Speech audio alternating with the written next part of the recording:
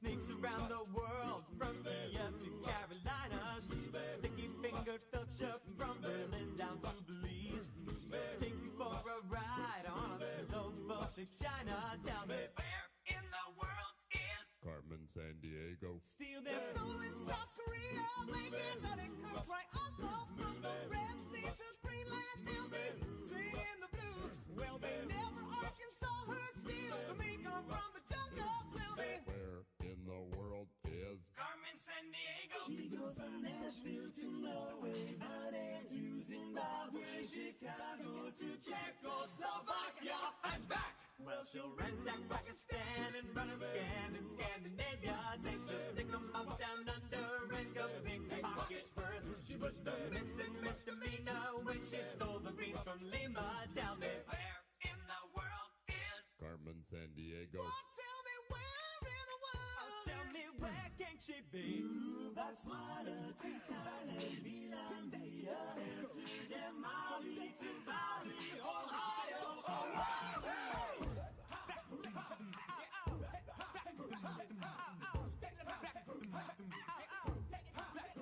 Yeah, she flies around the globe and she'll flip and every nation.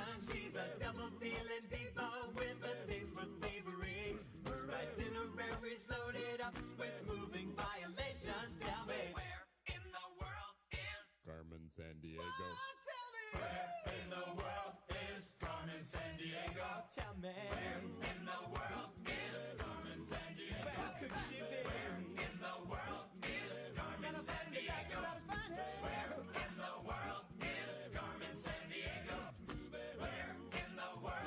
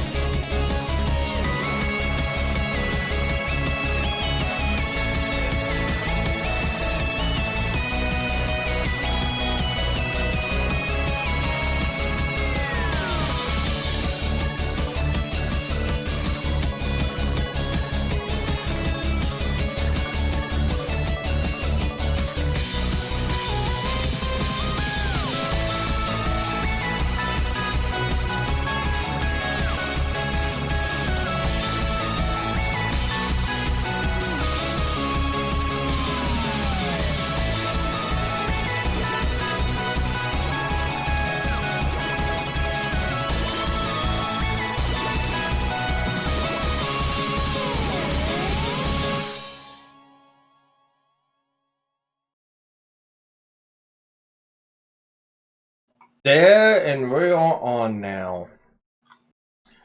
Yeah, Man Squatch says, sounds a little low. Sounds a little quiet. And yes, when I was playing Carmen San Diego, it was quiet because I didn't catch one thing.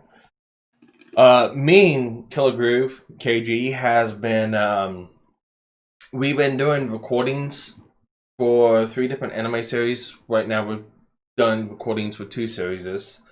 Still in the middle of them. Still got a 3rd one to do. And I've been doing stuff a little bit differently in them. So instead of doing editing, I'm doing everything on the fly. And I've got set up to where I can go through. I've got my intro and my outro already set up on OBS as scenes. So if I wanted to, I can switch over. I'm going to test this out real quick with you guys. I can switch over to my intro, which is this.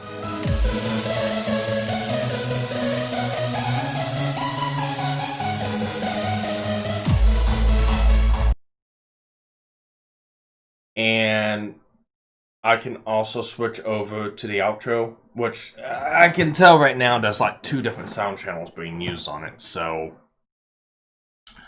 but the thing is going through and doing all that, I've got to set things up for doing the recording. And I've got it set up to where whenever we're recording, the sound on the video, but it's very, very, very slight. And that's what that was. I completely forgot to change that over back to full volume so I can use my sound pad and stuff like that. So that was my fault. I just forget about it. So my bad.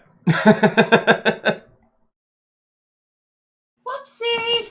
Yeah, my bad. It's been kind of I won't say a hectic day, but it's been a normal day. I just got done mowing the lawn. I got done finishing cleaning the shop up. I can actually do stuff. Well, I can almost do stuff in the shop now. I've still got to organize tools, put them away, and get my toolbox organized. But the shop itself is organized. It's more organized than what it's been the last couple months since I took that truck apart.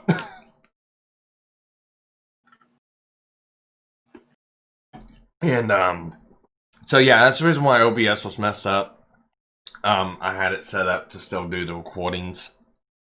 Recordings, what that we're doing is we've got 8 episodes of Clockwork Planet done. If you want to see KG rage out at a main character, I suggest you watch that one because it's very freaking entertaining on how pissed off he gets doing that series. We started doing recordings on Saga of Tanya the Evil. We've only got 1 episode recorded on it. And then the next one we're going to do after that is going to be Goblin Slayer. So we're going to be finishing up. We're going to finish up Saga of Tanya the Evil. Not Saga of Tanya the Evil. Fuck. Clockwork Planet this Tuesday. And then we're could go on Saga of Tanya the Evil. And once it's done, we're gonna start doing Goblin Slayer. And once I get 4 episodes or 8 episodes of that recorded, well, I'm gonna start putting those out. So Monday's gonna be Clockwork Planet, Wednesday's gonna be Saga of Tanya the Evil, and Friday's gonna be Goblin Slayer. And it's gonna be episode 1, then episode 2, episode 3, so on and so forth. And it's gonna be 3 series a week. So there's gonna be constant content coming out on my channel coming up soon for reactions and commentary on anime. So we'll see how that goes. That's something me and KG's been wanting to do for a while. So we'll see how that goes. Once we get done with Goblin Slayer, that should leave us with 12 weeks of constant content for 3 days a week. And while that's being done, we can do like 2 or 3 more series and go from there. Yes, I know I'm a weeb. Who cares? It's like, who fucking cares? Nerd! That's fine. That's fine. You can call me a nut all you want. I don't give a fuck. I'll put you like this, like I put someone today on Twitter. You have your right to do your criticism, but I have my right not to fucking take it.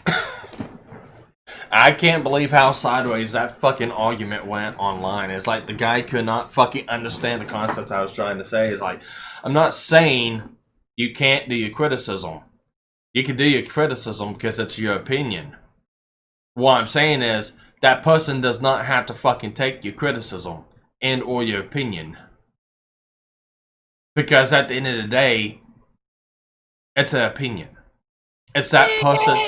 No, seriously, at the end of the day, it's that person's opinion. It's that person's opinion giving his criticism on your walk. And it's like I gave it to him, and he flat out fucking contradicted himself after I asked him this question, and I called him out on it, and he has not responded to me since.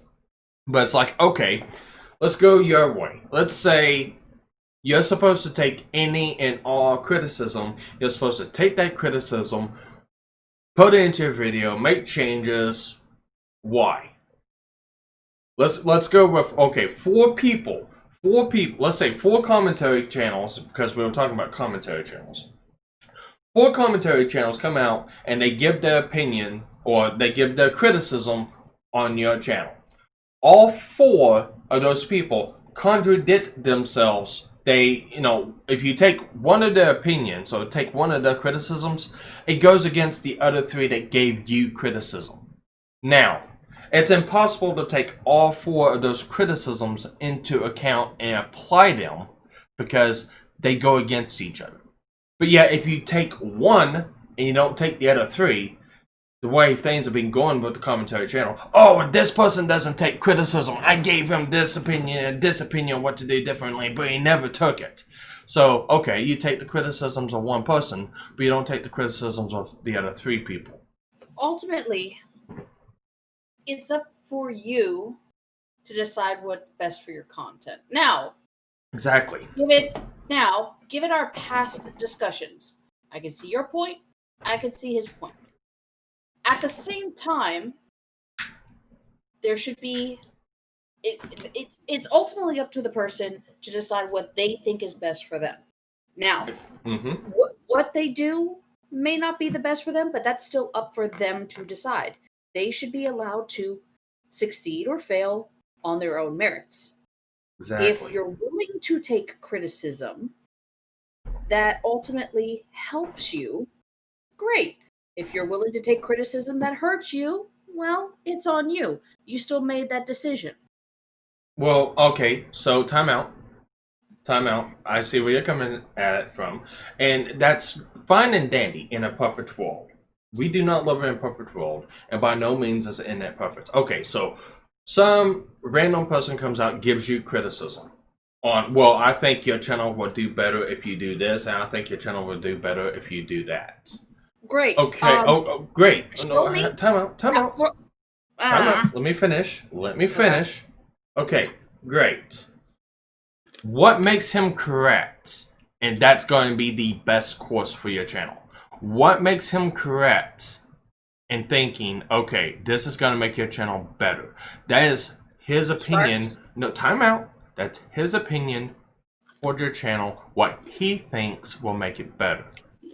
He could be right and he could be wrong. Sparks. Yes. You're right. He could be right, he could be wrong. However, because you cut me off.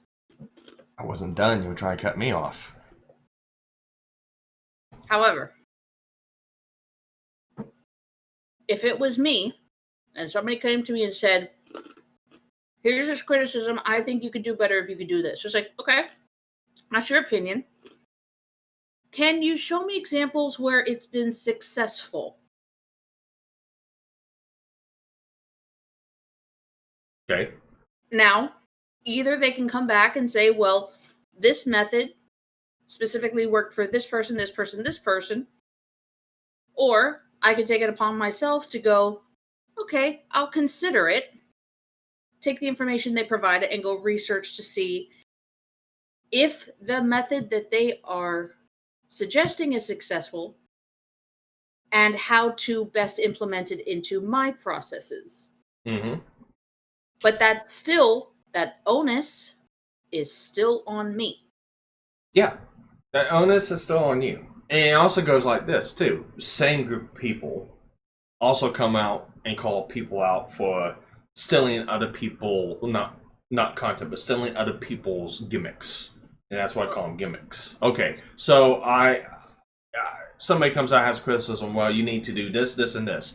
Because this person does it, and this person, does great and good. Well, okay, one or three things will happen. Either nothing happens, and okay, either your channel does better or does worse because of that. 2, you do that, and the person that you're imitating then, or you're taking cues from, doesn't like the fact that you're imitating what they're doing to make yourself better, and they'll call you out for it. And or somebody else, say from the commentary community or somewhat, will call you out because, hey, you're trying to steal what they're doing to make yourself better, and you can't come up with anything original that you're doing. It's a never-endless argument with any of these people. That's why I say, fuck criticism, keep it to yourself. If you have your opinion, fine. Have your opinion. If I don't take it, fuck off. See, I wouldn't necessarily fully agree with that. I would sit there and say more along the lines of following up on what because I know exactly who you're talking about that we're having this argument with. Yeah. And I'll say this, but he makes good points. He does make good points. He made the argument, though. This is what irked me a little bit. He made the argument, though, that criticism is like food. You need it to survive. Or changing survive to be successful, to eat in order to keep growing and moving forward. I'm paraphrasing, but that was the gist of his argument. I had retweeted that and made the comment along the lines of, yeah, sure, criticism is like food, but you have healthy options and you have unhealthy options. In order to continue to grow and succeed, you probably should have the healthier forms of criticism, the ones that are constructive by nature, to help either correct issues or point you in a direction that is more suited towards your goals. But it still comes back to what I'm not going to use the word proof, but what supporting evidence does this person have for their criticism? I'm open for myself. I'm open to criticism, but I need to be able to see the result of said criticism before I make the decision going forward. But again, It still comes back to it's my decision. Yeah. If you indulge yourself in too much negative criticism, it's either going to demoralize you, it's going to belittle and devalue your own work, or ultimately, you just might end up giving into the crowd. And you know what they say, if you try to please everyone, you end up pleasing no one. And that's my argument with the guy. Because, okay, so this comes down to an argument that it's been an ongoing thing or argument with this person for like the last 2 days. Because he's a big John Song fan. Fine, he's a John Song fan. I'm not gonna knock him for that. He likes the guy. Okay, fine. My issue with the whole thing is, okay, these commentary people, and we're using this as a generalization, they call people out for not taking criticism, but they themselves cannot take the same form of criticism that they try to go after people for. They end up blocking people, mocking you, calling you names, and all this other good stuff. So that's one tally in my okay, go fuck off box. 2, he made the argument that everyone should take every form of criticism, and I posed him with a question. After he tweeted out, I was like, you just want everyone happy. However, that's not how the world works. Some people need the tough love. It's like, no, answer the question. Who do you listen to if 4 people give critiques? And the critiques go against each other, giving critiques. Actually, no, let me go back because I need to go back a little bit more. I've just been between the guy because it's like, I'm not going to go on a thread. I'm just going to show how stupid you are. It's like, so the original post was everyone should just take criticism. Everyone should be good people But it's annoying when you try to criticize someone and they come back, well, so and so is bad too, so yeah. Okay, they're bad too. That doesn't make you innocent. It's like, no, people should do what they want, and it lets fans control the content. Example, you have 4 people. They all have critiques that counter the other critiques. What do? Do one not all, or do none? You do none because you can't make everyone happy. And it's like, you just want everyone happy. However, that's not how the world works. Some people need tough love. And it goes back to, it's like, no, answer the question. Who do you listen to? Listen to if all 4 giving critiques go against the others. Giving critique causes this because this happens all the time. The answer is simple. You don't listen. Which my question is, it's like, okay, you say you need to listen to any and all critiques. But what do you do when you're in this situation? When you got a bigger channel and you got thousands and thousands and thousands and thousands of fans and subs and followers and stuff like that, and they all try to give you critiques, and then you got bigger people come in there, well, I think you need to do this, I think you need to do that. And those critiques go against the other critiques because not everyone has the same point of view as everyone else. That was my point in answering the question. It's like, fair doesn't mean right. If I side with someone, that doesn't mean they're free from criticism. And it's like, cool. Then to one person and the other 3 make videos stating that you can't take criticism because they don't listen to me. Again, a bunch of petulant babies. It's like, then he contradicts himself. It's like, then in that case, then fire back at those 3 for being children.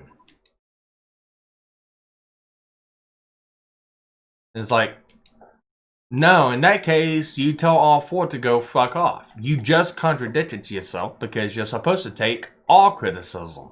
What is it? This is why I hold my stance as I do. I can go at you and not contradict myself now. And after that, he has not responded back to me. This is why I don't agree with the whole criticism bit.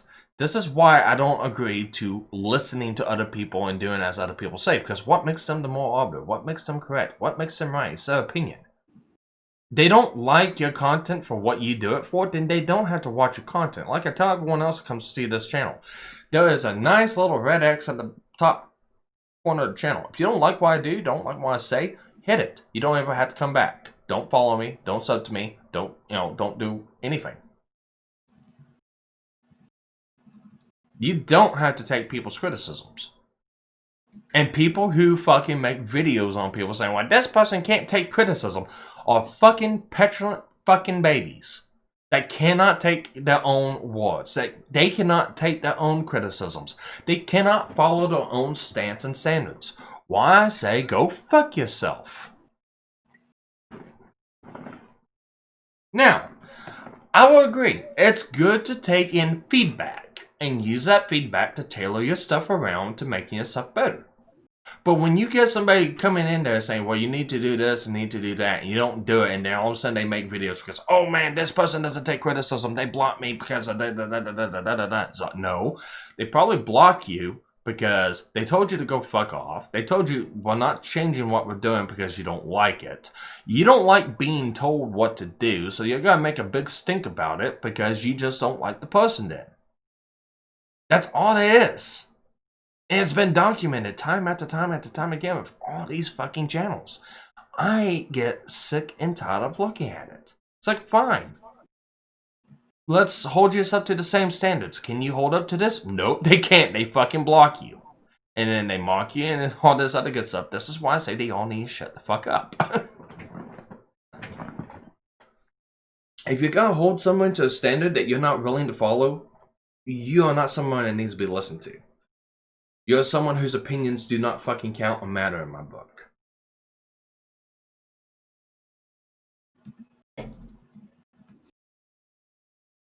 No, Sparky, don't say it. Say it ain't so. I'm sorry. That's my opinion about it. And as my opinion, I'm gonna follow through with it. That's why I don't watch the sorry little fucks. That's why I don't give my opinion to those guys, because it's worthless. Why should I give them the opinion when they're not gonna fucking listen? Because, okay, they're doing the stuff that they think that they can do. That they think they're right on. Fine, let them do it. But I also hold a mantra of, if you're going to hold someone to a standard, I'm going to hold you to that exact same standard. If you cannot hold that exact same standard, then in my opinion, and I'm going to fucking push it towards you, you need to shut the fuck up, because that's very hypocritical. That's very double standard. And I do not stand for double standards, and I do not stand for hypocrites. No, Sparky, you say it ain't so.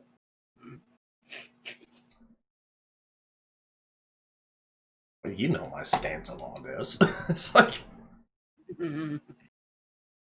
and by no means, don't go after the guy in tweets. I mean, he's somebody came up in my Twitter because he said we were lying about John, and where we provided him the fucking proof, he fucking hated it. So that doesn't mean nothing. It's like, yeah, it does. It means that if he said at one point in time, oh, there's a lawsuit happening, the only thing you gotta do is just wait. It's gonna happen. It takes time. Wait. That means he's already made his stance. He's already stated facts. It's going to happen. It's going to take time. And then later on, when it doesn't happen, it's like, oh, well, the information was accurate at the time. It's like, okay, one, you contradicted yourself. If the information was accurate at the time, this is going to happen. And you say, it's going to happen, but it takes time and you need to wait. You waited, it never happened. It turns out what he said was wrong. And he turns around and says that, I'm sorry. It means you wasn't right at the time. It means you just blew something out of your fucking ass and hoped that through time, either it would happen or two, people would forget about it. So you can do a fucking smear and slander campaign on someone because you didn't like them. And then when you get called out on it, oh, well, I'm not going to retract the statement because, oh, the information was accurate at the time. Even though you stated it needed to wait and it's going to happen in the future, and it never did. Why I can't stand these fucks. I mean, it still technically could, Sparky, but we have to wait and see. No, technically because of the DMCA, the next step was to be sued. The DMCA is gone. That doesn't mean that they still can't be sued, just because it's just not going to go through YouTube. Or maybe the DMCA expired, maybe the claim expired. Sparky, there's a number of reasons of why it could have been released. Yeah, it's because it got countered, and the counter notification never been met with the next feasible steps. The next feasible steps is they trade information to go to fucking court. That information was never fucking traded because it was a fake, false account. I would not say it was a fake, false account. We don't know. Here's the thing. We do know. The company could have ignored it or released it, but they still intend to sue at a later date. Maybe they're still trying to get their ducks in a row. Oh, no, time out. Oh, man, I am so glad. I'm not defending why it was, but there are multiple reasons of why it could have been. Okay, I am so glad you brought that up, because if that is the case, their legal department are really fucking stupid, because if you back out from a fucking DMCA when it be fucking initiated, you give up all fucking rights to it then. I believe it was mentioned on a Leonard French video about the DMCA and how YouTube handles it, where even in there it was mentioned it's possible that the 30 days is not long enough to build a complete legal case. It's not. That's why he also states before you issue a DMCA, have your ducks in a row. Because if you go past that and it expires, you lost your window. Through YouTube, they can still send a private notification of lawsuit. Okay, to who? How? If they don't have the information. Through the legal departments. The legal departments of what? That was the next step of the DMCA, is to trade information to be able to send legal information. You can sue people outside of YouTube. You can, yes, that's true. Guess what? You had to go through the processes of the Safe Harbor Act to do it because guess what? A court's not gonna issue a subpoena. Oh, well, this person issued, this person here is selling our content. Okay, did you go through the methods provided by the federal law of the DMCA Act to be able to get and obtain this information? Yes or no? Well, we let it expire, but we want to. So, well, you had your chance, you missed it. Guess what, Sparky? They can still put another claim on the same video. Actually, you can't. They did on the same goddamn videos during the whole thing with The Last of Us 2. You absolutely can. Is it right that they should? No, but apparently they did. If you notice, there was 2 different companies and 2 different things that issued a DMCA on The Last of Us 2 video. And then they released them, and then they put them on again. Yeah, they released them. Don't you think that they could still sit there and hire an outside company? You have one source that DMCA Jesus the video. fucking Christ, They could hire a separate law firm to also act on behalf of the copyright holder and put another DMCA to move through with the lawsuit. I'm just saying, is that going to happen? Maybe not. Most likely not. I don't know. You can do it, though. You can do it, but it's not going to happen. This is the way that guy go through and do stuff. The guy end up just like Akilah Hughes. The guy end up in fucking hot water, and then they're probably going to have to pay fucking losses. You don't fuck around with stuff, and the people in these higher companies know that. The game developers for Last of Us 2 are not fucking multi-million, billion-dollar fucking companies like Funimation's anyone else like that. Kiaru, we just saw it happen with Sony. Kairu. I don't care. We saw it just happen with The Last of Us 2 with Sony and whatever other firm that they had hired to represent them. They each got to DMCA the same piece of content twice. Yeah, they released the content. Once you release the content, you can go after again. If you counter notify it and you don't meet it within that time of the counter notification, you can't apply it again. There's a difference in that. They counter notified it. It went through and the time expired. They lost a window of being able to do that. Hi, Rogue. I am a party of Rogue. How are you all? Hey, Rogue. How you doing, Rogue? I did great. I have, other things on the docket? burners, looking at a Wonder Woman 1984 #1 variant cover from Robin Eisenberg, from Rooster Teeth, by the way. Brilliant cover, What? I would have to say. Yeah, it's a brilliant variant cover that they decided to do for Wonder Woman 1984. Yes. Did you want to see it? Sure. Oh, I'll send it to you, and you can see it, and then you can send it to everybody else. Let's see. Okay. Alright, well, on that, I'll make one final note on the whole fucking deal. My point is, the way John acted and did things, he then later said it was accurate at the time. Well, if it's accurate at the time, and it's not now. It's just, his wording is just... He's covering his ass, and that's all he's fucking doing.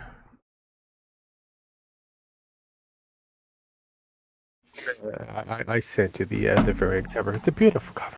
Okay, let's see what we got here. Let me move that around here. Oh, and we have a Gem Max. Of course you have a Gem Max. I show up, and the Gem Max has to follow. Fuck off, Rogue.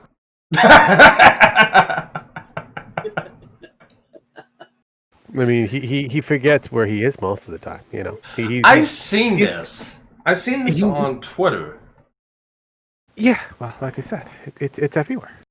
Do-do. It's a beautiful cover, isn't it? Isn't it a great cover? Do-do. Do-do. I mean, it's... Do-do-do-do-do. Those are some hips. It Where are not you just showing the this? fact Bro? that I'm showing it on the channel now. Oh. Yeah. Did you want to be shared? Right. No, you can keep that cancer to yourself. Thank you. I mean, I don't mind it. It's like, okay, I mean... It's a lovely variant cover. It's one of the best variant covers I've ever seen that depicts Wonder Woman in the best possible light that she's ever been in. I think she was a little bit more, just she was an Amazon, she was a warrior, she was highly athletic. I think she was more toned Yeah. than that, but whatever. And now she's a basic mom.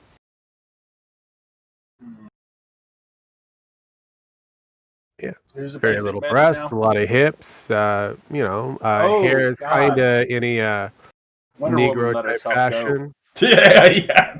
It's like jeans, okay. Yeah. go. Oh. Yeah, mom jeans. Yeah. Oh, that's so horrible. But that is the $3.99. Well, that's what they want as Wonder Woman now. I know, but No, that's from Rooster Teeth. That is from Rooster Teeth. Yeah, That I know, that's isn't what the actual original cover. That's a variant cover for the 1984 comic book release that has a better looking Wonder Woman that'll be showing up. But that is a variant cover from Rooster Teeth. I am rather disappointed in Rooster Teeth because a couple of days ago they put out a tweet going, yeah, in our ongoing effort to support Black lives and be more progressive, we're going to go and start removing some content that no longer represents our values. I'm like, you goddamn stupid motherfucker. Oh, come on. They used to beat women. They had 2 employees that beat women like there was no tomorrow. What do you expect? That was after Rooster Teeth's not even owned and founded by the same people that owned and founded in the beginning. It's completely different now. Yeah, it's a shame too because I like the red versus blue stuff, at least the earlier stuff. I don't know about the newer stuff, but I have an anime. I have an anime for everyone to watch. If you want to piss off a lot of progressives and these fucking snowflakes and stuff like that, watch Black Lagoon. Oh, did you, by the way, see what happened to Antifa in a small town? A lot of veterans that live there. Did they get the shit beat out of them? Kinda. Pretty much. Oh yeah. No, 2 got arrested. no, kinda. Yeah, I wouldn't say kinda. No, I would say kinda because they were still able to get up and walk away. Sorry, kinda. Well, some of them They were were hauled away, but- detained until the officers showed up. Yes, it was a little bit of pummeling, but a lot of these people were wearing heavy set masks as it was, so it really meant nothing. One actually tried to brandish a knife that was on the Antifa side, but realistically, 2 possible arrests, probably a catch and release type situation, and they went back to the rally. Realistically, nothing really happened. You may want to say that something big and extravagant could happen there, Jim, but realistically, nothing really happened. well, no, not as big as we would have liked, but it's still nice to see, veterans actually punching the shit out of, these new form of Nazis. Okay. It's better than nothing, bro. I'll take what I can get. Yeah, he's scraping from the bottom of the barrel. I mean, come on. You are pretty much scraping. And if that's the best you can get, that's a big scrape. Well, we're not allowed to use our guns or we get arrested. We're not even allowed to point a gun at somebody trying to kill us. Yeah, that's all on you guys. This from the land of freedom and guns. I don't know, man. This is all you. Oh, I know. We'll take what we can get right now, though. Yeah, it actually it's all the people who were voted in, not by us. And let's see how long they stay in office. Let's see how long they stay. Time out. I gotta agree with Rogue on that one. We gotta see what happens when the polls come around. When we actually go to the voting booth and vote, we'll see what happens. But I mean, I would assume, and I know it's dangerous to assume, but I would assume that there is still value left in our fucking country, and a lot of people are very fucking disgusted at this, and hopefully we'll see that change come around. If not, then I guess hunker down and do what's necessary. Yeah, basically Biden for 4 years. Yeah, it won't be Biden. No, but like I said before, that's whoever his running mate is going to be, which you won't know for a very long time. Realistically, you'll have Biden for about 4 years, or whatever is supposed to represent the extreme left. Well, like 'Cause I said, remember- I kind of share Bill Whittle's opinion on this, and that is they're gonna drag him through the finish line. Yeah. Once they drag him through the finish line, they're gonna do what they did to Bonnie, and they're gonna throw him under the bus. They're gonna say he's incompetent, and they're gonna appoint whoever the fuck that they want. Well, I mean, realistically, that's a no-brainer. He's already stated that in his earlier beats of his campaign that he's an interim president. That he's in between. He may not even stay there for the full term. So realistically, they're picking a VP that's going to be taking over office. Ay, ay, ay, ay, ay. Susan Rice seems to be the what people are throwing Well, around. she is the most likable candidate going forward because of the factor that Kamala Harris and Biden don't seem to like each other. No, It's not no about matter how liking much a each other. certain It's about getting the party done. Getting the party agenda done. still. Yeah. No matter how much of Mycroft would actually think of Kamala Harris will actually become the VP, Biden doesn't like her, and she doesn't like Biden. So, unless the two of them are willing to work with each other, and bend the knees for the greater good of the extreme left, I doubt that she's going to be picked. Susan Rice, very highly, likely candidate. If they're still going to be going with a woman of color to take over the VP spot, which will become your president, by the way. Congratulations. Well, we The don't first know ever that just black yet. female. No, we don't know that just yet. So No, we'll that see again. what happens. Well, of course we will. But I'm just gonna call it that's their plan, and if they go through with it and somehow eke out a win, you're going to be getting a lovely black female as your president of the United States. Cool. Revolt. Revolt. Well, time Okay, out. no, Time of course out. you would have to be the racist in the group. Time out. I had to. I'm not gonna disagree, but I'm also not gonna agree. Like I said, we'll see what happens. I don't like following polls. I don't like following statistics because they are usually isolated to one area and another. Doesn't really encompass a whole. So it's really hard. It's really hard to judge what's gonna happen now. We can speculate, yes. Is it going to happen? We'll see what happens.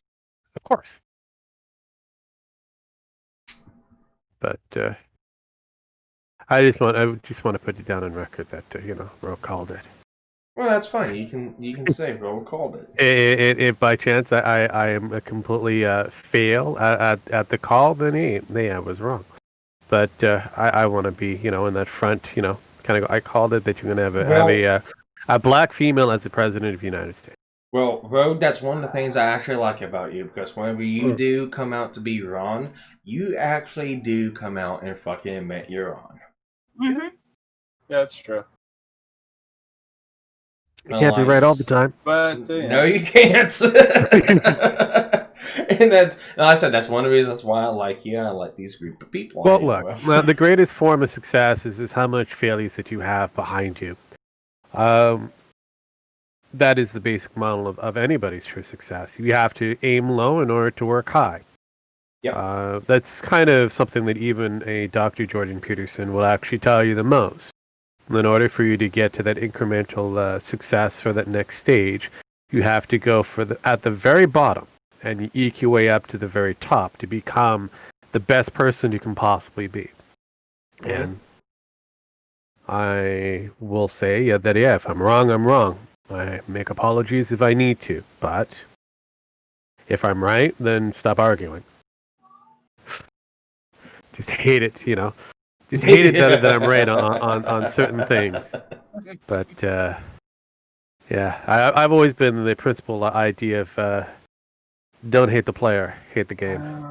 That's all right. They can't win anyways, no matter what they do. Nobody's going to win this one. Let's just put it that way. But It's going to be a glorious shit show. It's very fascinating what is happening going forward. And it doesn't matter which venue that you pick, because you have AMC, the theater chain that's out there, that wants to gouge their particular patrons the moment that they open up those doors.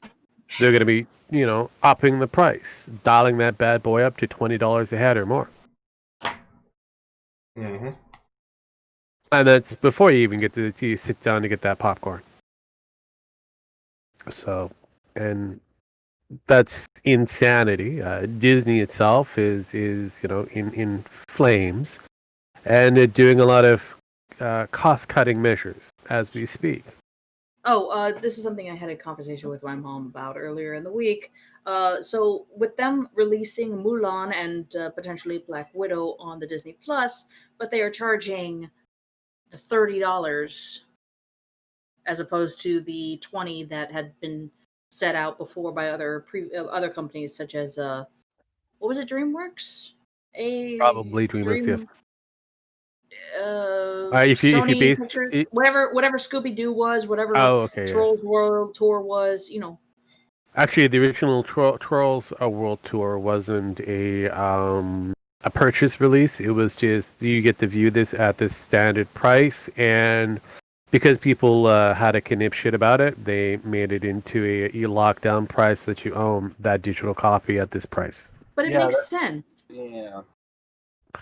Disney isn't selling at a lockdown price, are they? They're just no. They're pretty much it's a rental. $30 to watch it either 24 or 48 hours, but we don't know the details about it. But you can rent it for $30.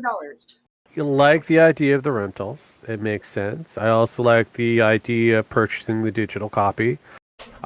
If they learned anything from Amazon, you should have a price for a rental at maybe $9.99. With the purchase price, say about $20 to $30, makes sense. That should, garner enough interest for that movie that they produced. And you also have two different standards. You also have SD and HD. Yeah. So that makes sense. you can also vary the price based off an SD or an HD. Disney's burning and greedy as fuck right now, they're gonna fuck it up. Well, I don't know. We'll have to wait to see greedy, this one. But they are greedy. But on the notion of context, considering what's happening, they're a fucking sinking ship, and they're going to try to grasp at whatever straws they can to try to get as much money as possible to either stop the sinking, or at least have enough lifeboats to completely bail. Well, it doesn't help that their golden goose that they purchased, and no, we're not talking about Fox Entertainments. We are talking about Star Wars. That golden goose that should have been a very good merchandise monster was ultimately destroyed because of an ideology. That's their fault.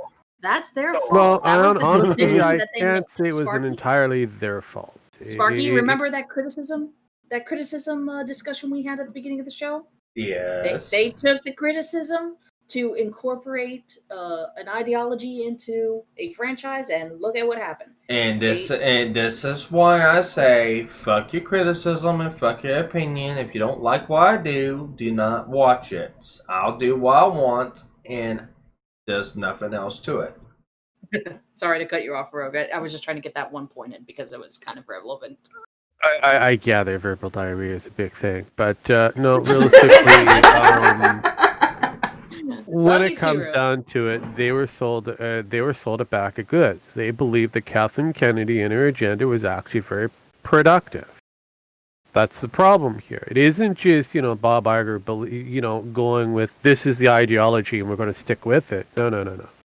He was sold the belief that on the Star Wars camp side of things that they were actually making a lot of money. And it didn't help that The Force Awakens, when it came out, though it had a very soft push of ideology, it made a shit ton of money. So Kathleen Kennedy believed she was in the rights to triple down and hire a person that Bob Iger did not agree to. Because remember, he hired Abrams for all 3 movies. So Abrams, regardless of whether there's a plan or not, he was building something. Fortunately, Kathleen Kennedy fired J.J. Abrams, and she hired Rian Johnson, who then tripled down on the ideology that they are belonging to, which destroyed not only that franchise, but all the merchandise that goes with it. Then all of a sudden, Iger, pissed off, can't do much with Kathleen Kennedy, gets rid of Rian Johnson, brings back, Abrams to finish off the deal. Kathleen Kennedy still has final say of what's going to be up on that screen. She hated Abrams' work, so she had it re-edited to fit her narrative, her story, which made a bit of money, not a lot though, in comparative to The Force Awakens. So when you have that story, way it is on paper or even structured, who's really to blame here? Bob Iger and Disney? Or is it the individual who thinks that they know better than everybody else? All the Oh above. man, that kind of fits back into a previous talking point too. I would just say all the above, but yeah. Well, again, how is it all the above there, Jem? When again, you have the perceived notion being lied to, being deceived by somebody who believes that their project is much more better than what the original project that the boss set out, and being told, to No, the I boss, mean all that the the boss above, is being like sold all a these perfect lies. storm of shit happened. Literally, Well, a again. perfect storm of shit happened. I mean, yeah. I mean, So- everybody else was screaming, "No, this is not working." To him on his fucking, I mean, maybe he wasn't reading his book or doing his own blog post or fucking sending him emails or sending him hate mail saying, "Hey, you're fucking up." I mean, there was so much there. I mean, there was so Regardless, many the sides. fans are one thing. Problem with the fans are divided. They've always been divided. Nothing's ever changed. Do you listen to the fans or do you listen to the staff that's saying, hey, we've got over $1 billion coming to us after this last 3 shows that are being presented? Oh, $1 billion, you say? Okay. I like this. The Parks and Ride Department. Oh, we're making mint. We've got all this money rolling on in. Okay, cool, great, perfect. Love this. I guess the ideology is working. I guess the fan don't know what they're talking about since we're getting all of this money. Okay. So when you're lying to your employer about how much money that you're supposed to be getting, who's to blame? The employer or the people around that area? And so now you've got a clean house. Because you're not being held accountable to the fans. No. Fans mean fuck all. Shareholders is who you're focusing on. Yeah, the ones Shareholders who know actually give nothing you because fucking the money. shareholders are being told the same books of lies that the employer is being told. So, at the end of the day, who are we supposed to believe if All you're a the above, shareholder? So, yeah, the fan's going to get upset. Congratulations. Hell, the fan's going to get upset if you change the Planet of the Apes a little bit different. You say something wrong, or you disappear off the face of the streaming platform, and you come back after being disappeared and not really talk about the situation. Fans going to get a little upset. Yeah. See, I can't speak for Star Wars because the original writer for Star Wars doesn't own it no more, and he's only looking over what's been wrote and stuff like that. So, I mean, when it comes to story, I can't say anything about that. But if I was to go over to another topic and not topic, but another genre and say, okay, the writer of this story has been the consistent writer of this story from start to finish. I'll say this much, like Overlord. He saw out a web novel. It was a good story. It got picked up. It got sent over to. It got publicized for a light novel. Well, the fans that started out with Overlord loved the web novel. That they loved what it started out to be. Well, the publisher and that's like that is like, okay, we need to change this. We need to change this. We need to change a couple of these things around to make it more idealistic for a story that we're looking for. Okay, so they changed some things around. I can understand why fans would then be upset.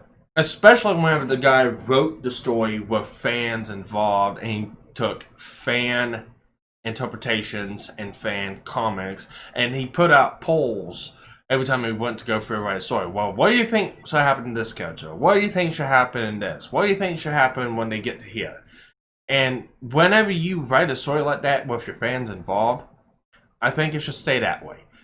If it's your own story and you're not really involving the fans, then okay, you can make any change that you want. And that's where my major downplay for that for Overlord comes into play. It was originally a fan story done up by the fans and the writer, and whenever it got publicized, well, he threw away everything that the fans wanted and did what he wanted. It became something that wasn't there. I could see where you're coming from.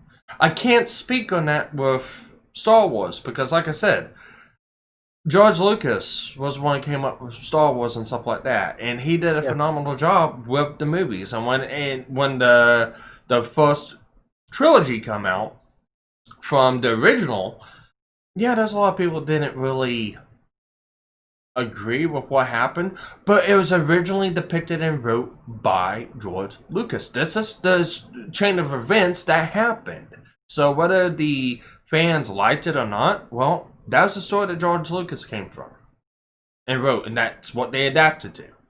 When it comes to these other three, this is something completely new that George Lucas never really thought ahead of. Only just gave the green light. Yeah, okay, that seems fine. So, I mean he did have a treatment that was presented when the deal was signed over from Lucas to Disney. There was a treatment for 7, 8, 9. He was never going to complete them, but the treatment was done. Is it his fault that Kathleen Kennedy said, hey, that was a shit treatment, and told Bob Iger, going, you know what, we have a better idea? No, it's not his fault at all. So... Oh, no, I don't... Well, time out. It is. You can put some of the blame on him. Some of the blame for selling it. Yeah. Oh, yeah. You know, but that's the only fucking blame that you can put on him. Is like, he sold it and he lost control of it. From there, there's really not much more you can blame him on. For the actual shit story, you go at the person that came up with the shit story. Or the shit changes. Well, the shit changes, unfortunately, the person who has control over those shit changes and the direction of the story happens to be Kathleen Kennedy herself.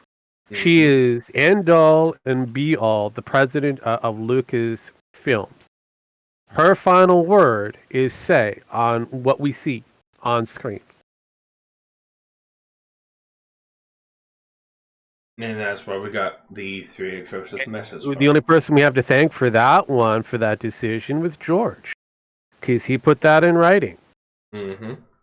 So, he had selected Kathleen Kennedy to take over Lucasfilms. Lucasfilms is now in control under Kathleen Kennedy. He was hoping, because she worked alongside with Steven Spielberg, and the two of them have a degree of influence, that she probably side up with Lucas at any, changes when he came in as the advisor, because Disney bought him at not only his product, but Lucas as the advisor for the product going forward. So he was hoping that treatment was going to go forward. Again, that person in my mind, fully to blame here, is realistically, George for allowing this situation to happen, and Kathleen Kennedy for, taking the initiative to make it her own initiative to go with an ideology that failed. Yeah. Well, I mean, okay, I can see where you're coming from in wanting to blame Lucas, and I'm not gonna. Well, yeah. I'm not gonna fault for that. I'm not gonna say Yeah. anything about that. That's yeah, you got a point there. But is it really his fault too? He put trust into No. this Again, person it and comes down thought- to the shared blame. Lucas put it out there, hoping that Kathleen Kennedy would play ball properly. He did not know that she was going to backstab not only George but Bob Iger. So I have to give the devil her due. She is to blame for the mass majority of the failure of the Disney Star Wars franchise. Yeah. Thank God that both Bobs have decided to bring in other people who can do the job, including George Lucas, and put Kathleen Kennedy on the back burner. No, Rogue. Remember, she did it herself. She can say whatever she wants to say, but if it wasn't for her fuck up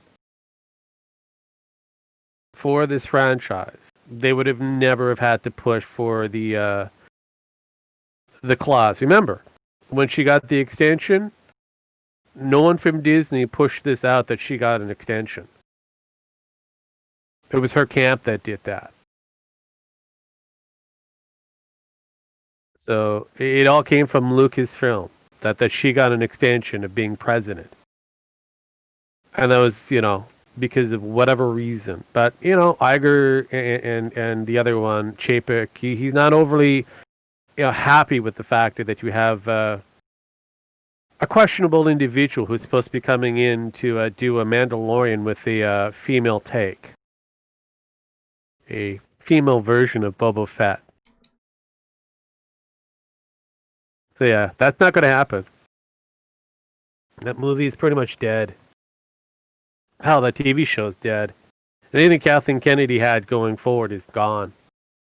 So, like I said, we just have to wait to find out what's going to happen next. Weird. Very, very weird. But I love you, Americans. You guys are interesting. You and your ideologies. Mm-hmm. One thing I can actually say you guys have. When you go forward, you go whole hog. Yeah, pretty much. Give me liberty or give me death. I would do death. I've been going for it on Twitter, and I guess next episode of SAO Alization's brutal. It's like, okay, I'm actually looking forward to watching this next episode. From what it looks like they took some effing line vibes from it.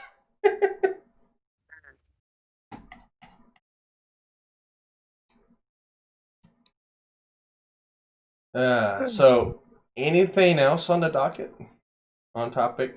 Anything else to go talk about?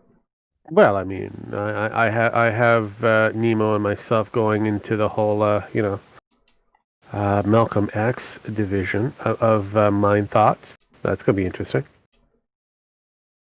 My thoughts on. Okay. Yeah, well, that'll be on a TRPC, so I'm not going to go too far in depth. We had some interesting articles that popped up that I kept from the group. So it should be an interesting take. A lot of it comes back down to the whole idea of black nationalism. Black National. Okay. Yeah, well. Let's see. We got 10 people watching. Nobody's talking to chat. Come on, guys.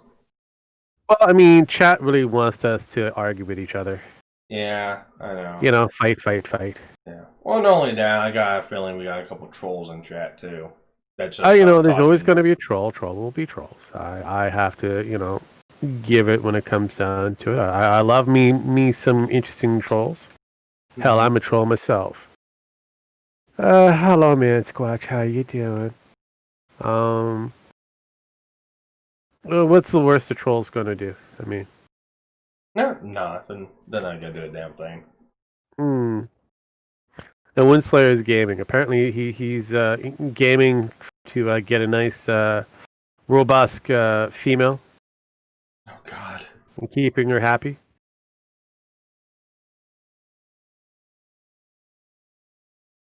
We've had a couple people today in chat. We've had Masquatch, Winslayer, got Kairu. And really, they're the only ones really talking, so it's really odd to see just 3 people talking in chat, no one else talking. No, I'm not surprised by it when it comes down to it. People tend to lurk. I'm not, I'm not going to take that away from the lurkers. They can, visualize what they want to visualize. If they want to see you in a string bikini and they have to do it, mentally, by all means. Yeah. Well, I got a feeling a couple of those are hate watchers. I love it. Well,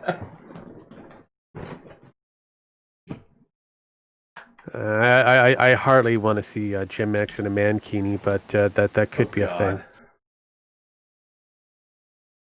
Oh no, it's okay. No, it might be okay for you, not for me in my eyes. I would have to borrow another set from somebody. Man, so I was like, Kyra goes, I would have talked more, but I was doing the shooting video games. That's okay. You came in, you spoke, you said something. I keep thinking that when you say Kairu, I always think Caillou, and I'm thinking of a small, bald-headed French kid. No, no, I know Kairu. I know. I've talked to him several times in VCs and other Discords. He's quite interesting to talk to, including on Twitter. He's listened to some of my rants and commented on some of the stuff I do at work. So yeah, you got that. No. Yeah, no, it just doesn't help with your list that you've got there. Like I said before, when I hear that, I think you say Caillou, not Kairu. Kairu. Yeah. Kairu. Yeah, if you type in Caillou in your Google thing, you'll find out that he's a French Canadian kid. Yeah. Yeah, he is the opposite. He's got a dog and a cat. Who's supposed to be about maybe 6, if we're lucky. And opposite of French. Yes, no, I get it. Well, see, as long as you're opposite of bald and French, even better. So. And not trying to make your way through the life of school. So. Oh, you know what? I should make Sparky's life easy and send him the Caillou thing. The Caillou thing? I don't want Yeah. it. No, that sounds like a fucking topic just like what Doc had that one day. What was it you two were questioning about? Some sort of fucking... Oh, can't remember. What's the fucking term being used? I can't remember now. You can't? No, I can't fucking remember now what the fucking term was. It was on one of our shows, and he kept saying this topic, and it rubs you kind of the wrong way because it's like, what are you talking about? It's like, oh well, it's boomer speak. And it's like, when the fuck was it? I mean, here's what it is. You? Look, you'll have that in your Discord now. Huh? It's in your Discord now.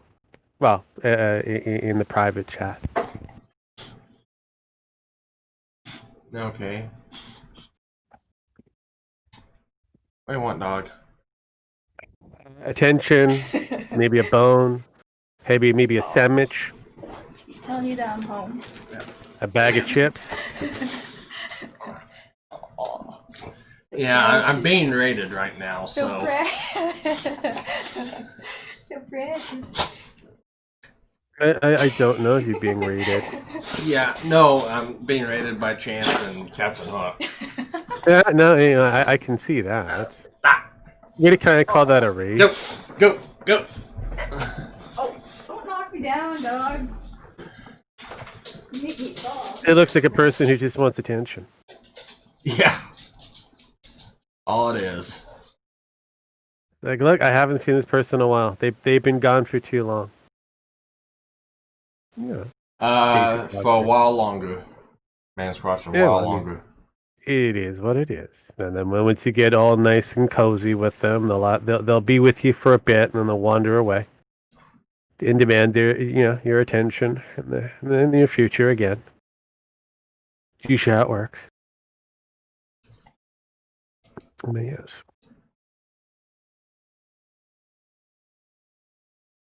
Oh yeah, so they're upstairs. Yeah. No. There was a lot of different things that happened. Mostly American news, as per usual. Yeah, You can't go a week without, American-related news somewhere on the line. Mm-hmm.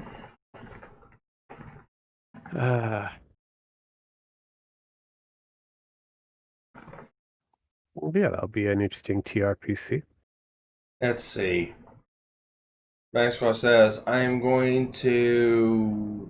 What? You and Captain Hook and Istar and Antoine until all four of you surrender and you issue spawn at the same time. Oh, That's not gonna happen. I don't know. Spawning right? If I'm not mistaken, I think Antoine's fixed. So that's Well, yeah. I also thought he already happen. had a spawn point. He does. So But, Antoine is fixed. Don't quote me on that. I believe he is. But well, I mean, mentally fixed is just the same as the other way.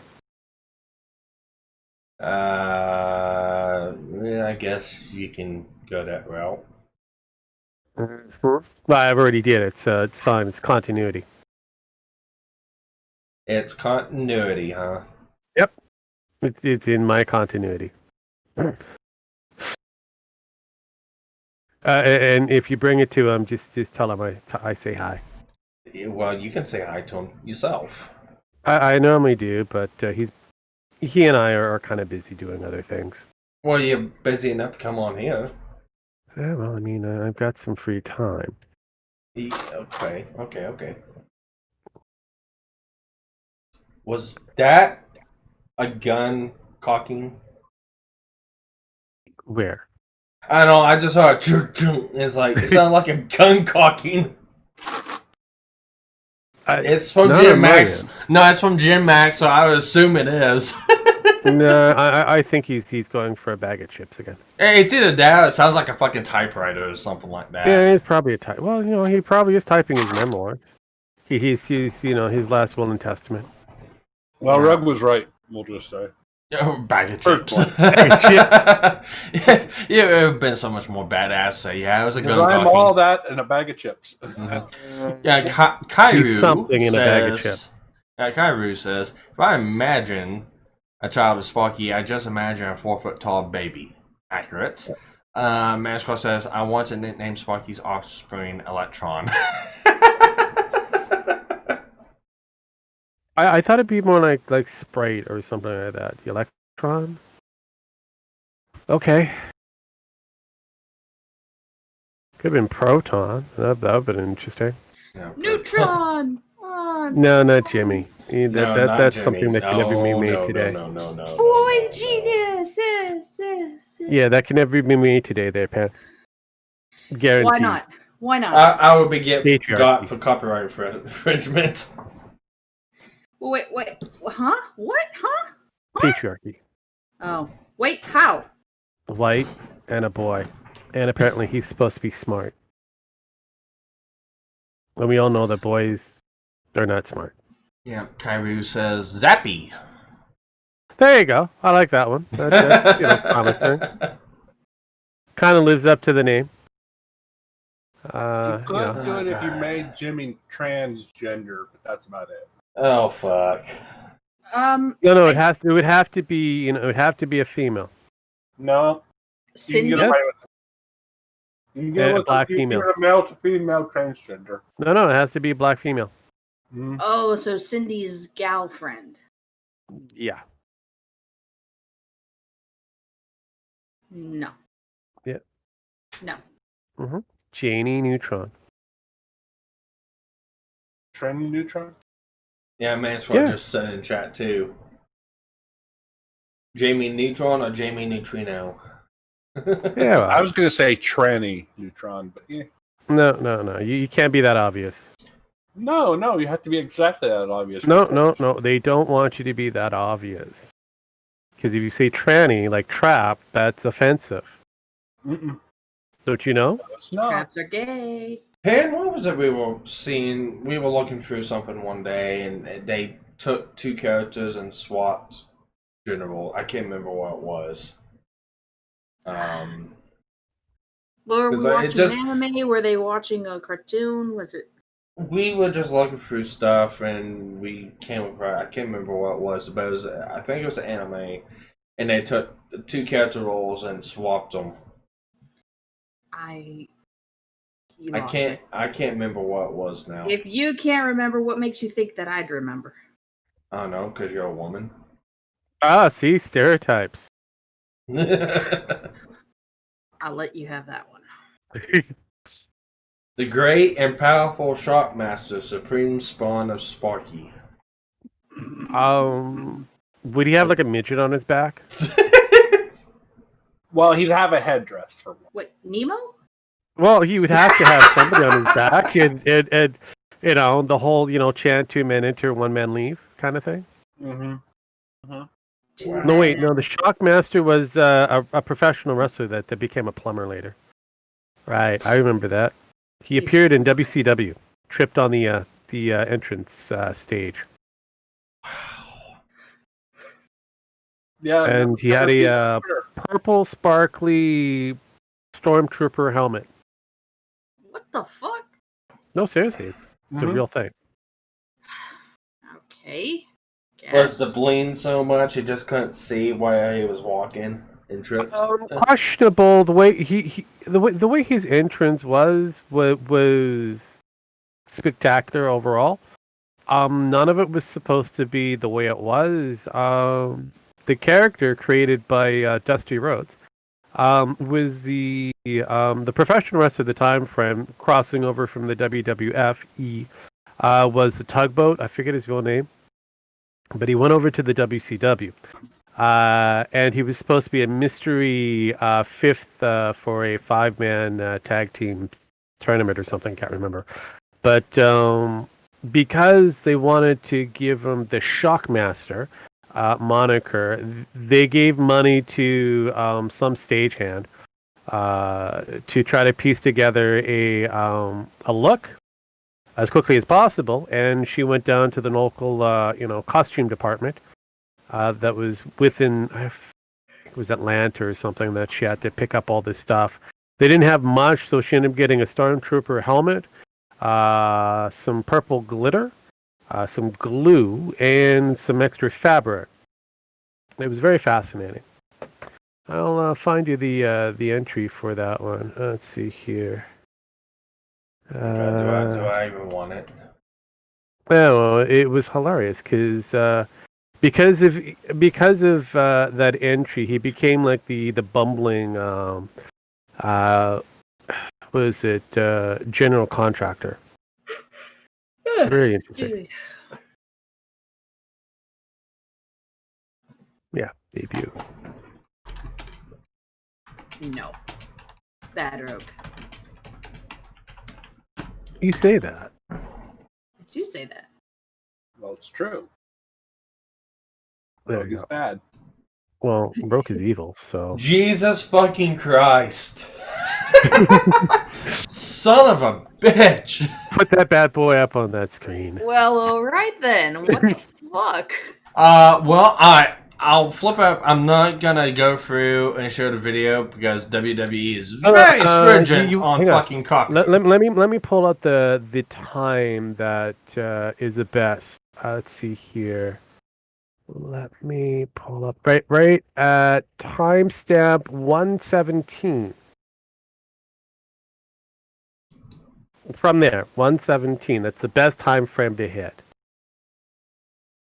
1117. Use your filter, Sparky. Yeah, that's probably what I'm gonna do. Okay. There we go. Oh, trust me. Even if the WWE tries to, claim that, I don't think they would really want to claim it. Okay, Might here we be go. enough they can't. So. Well, they could. But I don't think they would want to.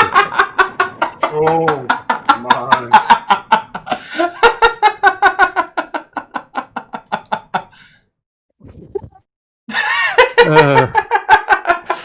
Well, all right then.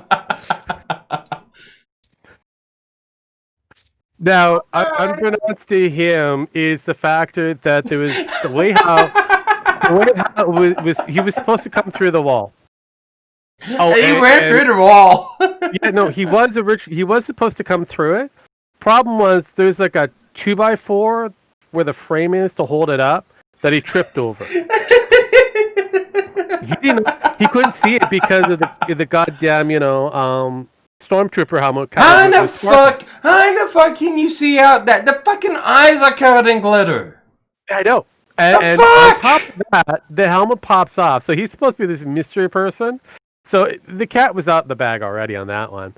And though you don't get to see a lot of it, you kind of go, oh, I know that look from that regular, because when it's dealing with too many game in town that have big popular wrestlers, professional, yeah, so you go from one to the other, you can't help. Let's watch this in slow motion. So it's like. Yeah, this basically destroyed his career. Yeah, henceforth when he became he became a bumbling plumber, he became a bumbling electrician, and then he became a bumbling, general, maintenance individual. Yep. Jesus Christ. Yep. That is a debut on WCW. It's the best debut ever. I'm just having fun rewatching this slow motion.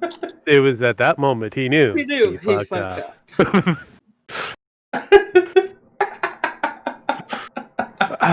Oh my goodness. Oh, and the beautiful thing is, they didn't use his voice.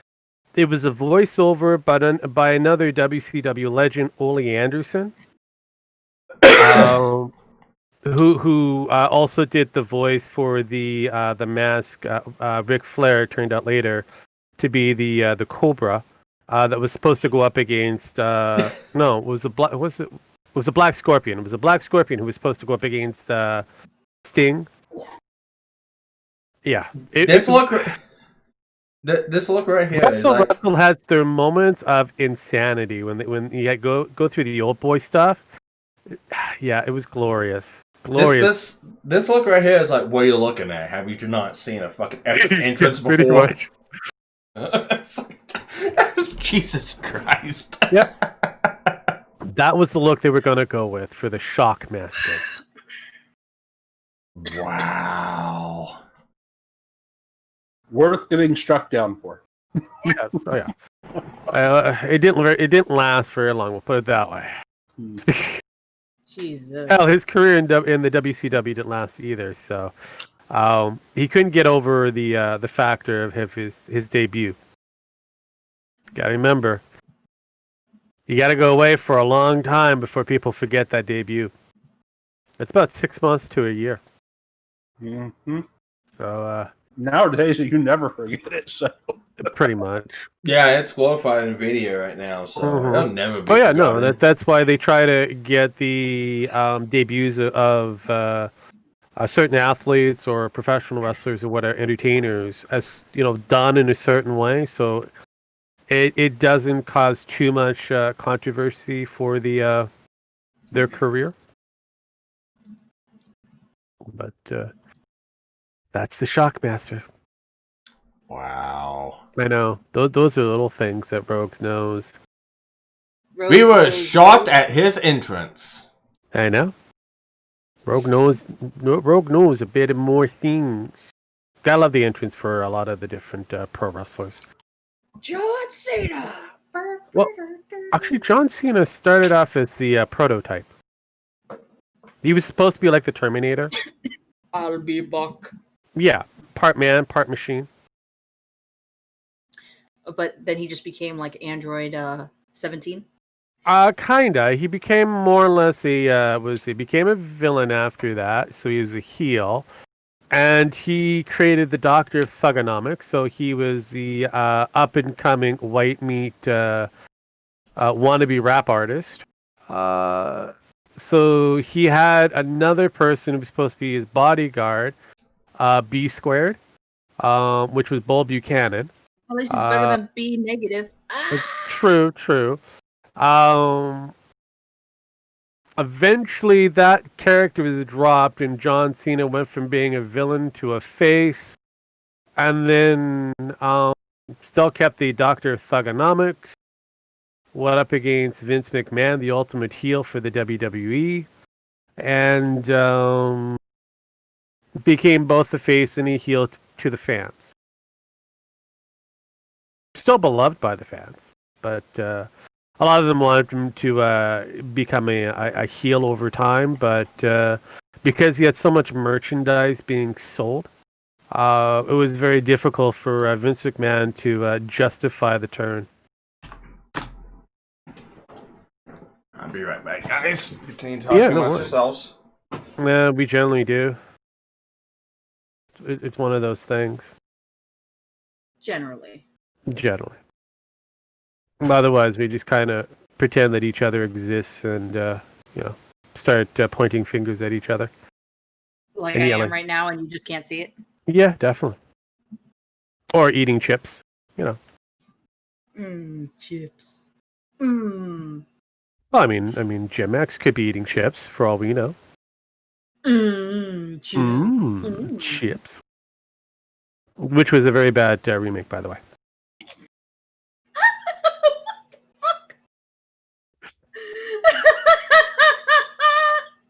God damn it, Rogue. Hey, I can go from one to another. I can set myself up for other different, talking points. And yes, Chips, the remake, was really terrible. I don't know why anybody would have come up with that idea.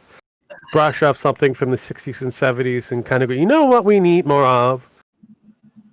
Something that people have forgotten or have barely remember what it was. We'll call this movie called Chips. We're going to, instead of stick with the actual continuity, we're just going to make it a comedy and then kind of rework it so it is a comedy, even though it was more of a dramatical police series. With comedical bits. I mean, the original was, but... Yeah. And then it was supposed to be taken serious. That these two people represented the motor, police department. Okay, how are you going to turn that into a comedy, like a solid, full-fledged, ha-ha comedy? Put two jackasses in it that don't know what the fuck they're doing? You would hope, right? But unfortunately, it didn't work out that way. I think Dudley Do Right was better. Dudley Do Right was a lot easier to make into a comedy because it was a comedy.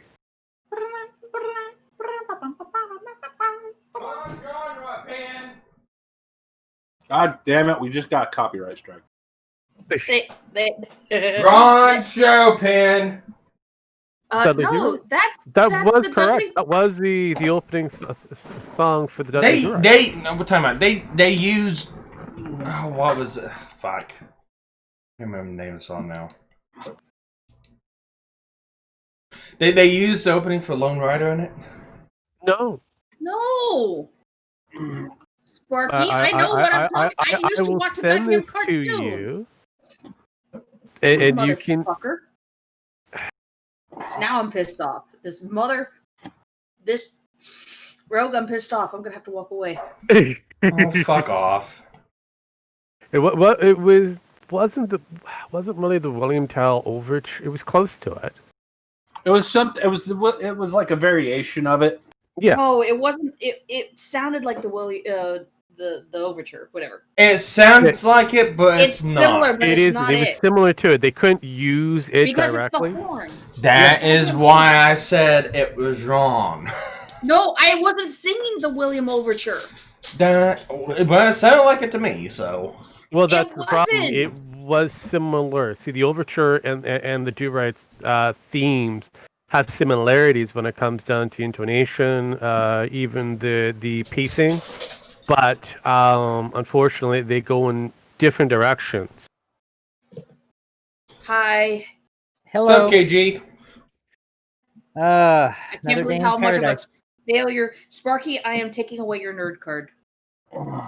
No, I caught it out correctly. I caught No, it you out did correctly. not. Yes, I did. No, you did not. I can't help it, you're tone deaf. I'm not tone deaf. Wow. You were. What the fuck? Even Rogue said I was correct. You had walked away. You weren't listening. You motherfucker. You're right. There's nothing wrong with listening to. True. You asshole. Well, thank you. I know Tone I deaf. am. I'm impressed with that one though. Impressed with what, Rogue? That I actually That got it right. he called you tone deaf. Sparky wouldn't know what tone deaf is if it bit him on the ass. Oh no, I know what tone deaf is. I know I'm tone deaf. I'm tone He's deaf. completely tone deaf. And then he sits here and says, "I am, you bitch." But- Hey, it takes that's one to where know the one. comedy comes in, Pen. That's where the pitch comedy bitch. comes in. So what You the gotta hell remember did I that just was a walk comedy into? moment in gold right there. Calling you tone the deaf. third dimension and crashing. Is mommy and daddy fighting? Should we come back later? You Yes. might want to. Fuck you, KG. Do not bring up Clockwork Planet in this bullshit. Fuck off. I fucking Oh hate no, that this character. seems like the most appropriate time to bring it up. Go ahead, KG. Please continue. Oh God. Oh, With that kind of tonnage, I would suggest not to. Oh no! There's nothing. I'm apparently tone deaf. Just to irk her a little bit longer. Just don't go. don't do it. Welcome to the stream, KG. hi, It's been a while everybody. since you've been on stream. Yeah, we've recorded a lot of videos, but as a whole, it's like ships in the night. You guys are doing your thing, and well, I'm Here usually I missing it. am. Yeah. Well, I mean, you can actually jump in now since we've changed times. It was at 11 a.m. Now it's at 6 p.m.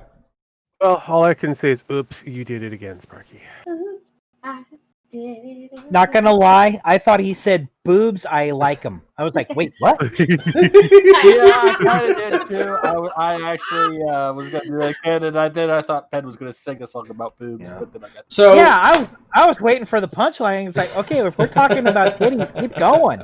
Oh, So there's no punchline when you talk about boobs. You just look. yeah.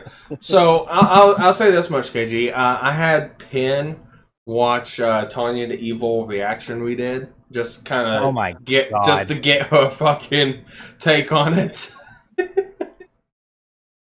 She likes So- Oh yeah, gotta love boobs. it. If I can put my face between them and go, I'm a happy boy. So no motorboating? Oh, Well, I'll you- motorboat not like- right away. You gotta Oh, work that- into that. Yeah, you know, sometimes you gotta use a couple fingers. Oh, wait a minute, I'm thinking anal. Never mind. That's when you need the proper lube. Yes. yes. No. All right, Pen. So how hysterical and hilarious was it? Your reactions were basically very similar to mine, except I had to correct Sparky. He was like, "Yeah, Penn didn't have the same reactions as you." It's like, I did. I just wasn't as vocal about it as you were. He's like, "That's what I meant." It's like, yeah, but that's not how I interpreted what you said. So when you're sitting here not saying nothing, and you're saying next episode, you're not saying anything during the show. So for every now and then, You cannot fault me for saying, yes, she liked the show, but her reactions were not as vocal as yours. You didn't have the same reactions as KG did. Because technically that was my interpretation, because you wasn't saying nothing! Well, apparently your interpretation was wrong. Yes. Yeah. Well, did Sparky tell you what was going on during those recording sessions? What prompted a lot of the vocalisms of yours truly? No, I only heard that you had a bad time with Clockwork Planet before that. Oh, wait until those episodes come out. As I explained, and it's in the videos and Sparky knows, is I do fight with anxiety and depression. And that weekend prior to us recording, I had a heavy, heavy slump. We're talking like on the verge of rock bottom level slump. And part of the healing process is as I start going back up from the negative, usually one of the stages I have to go through is I think hostility might be a mild understatement. Mild. Very mild. Yeah. And Sparky's like, well, we could do Clockwork Planet or we can start Tanya the Evil. And I'm already having issues with the main male lead in Clockwork Planet.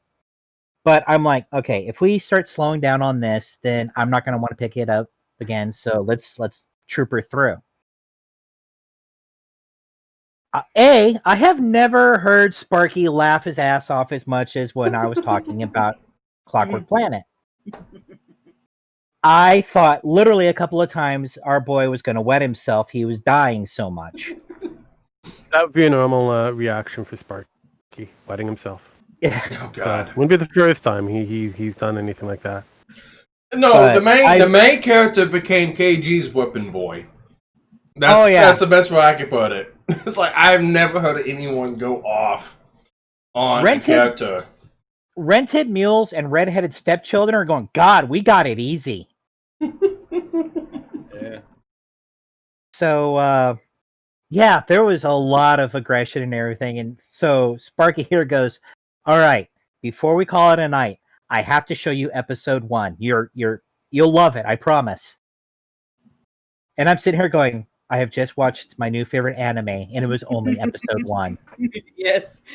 Oh, was it because Sparky and I had started watching episode 1, and Gem Max didn't join us until either towards the end or is somewhere from episode 7 or 8. But I ended up going back and watching. It was a good anime. I was actually kind of surprised by that one. Yeah, but I really like can't the wait anime. out for the next season. I don't like the anime. I don't like it. I hate it. It takes too much materials away from a certain individual. I don't like it. Which individual, Rogue? Which individual? Sparky. Just so wrong.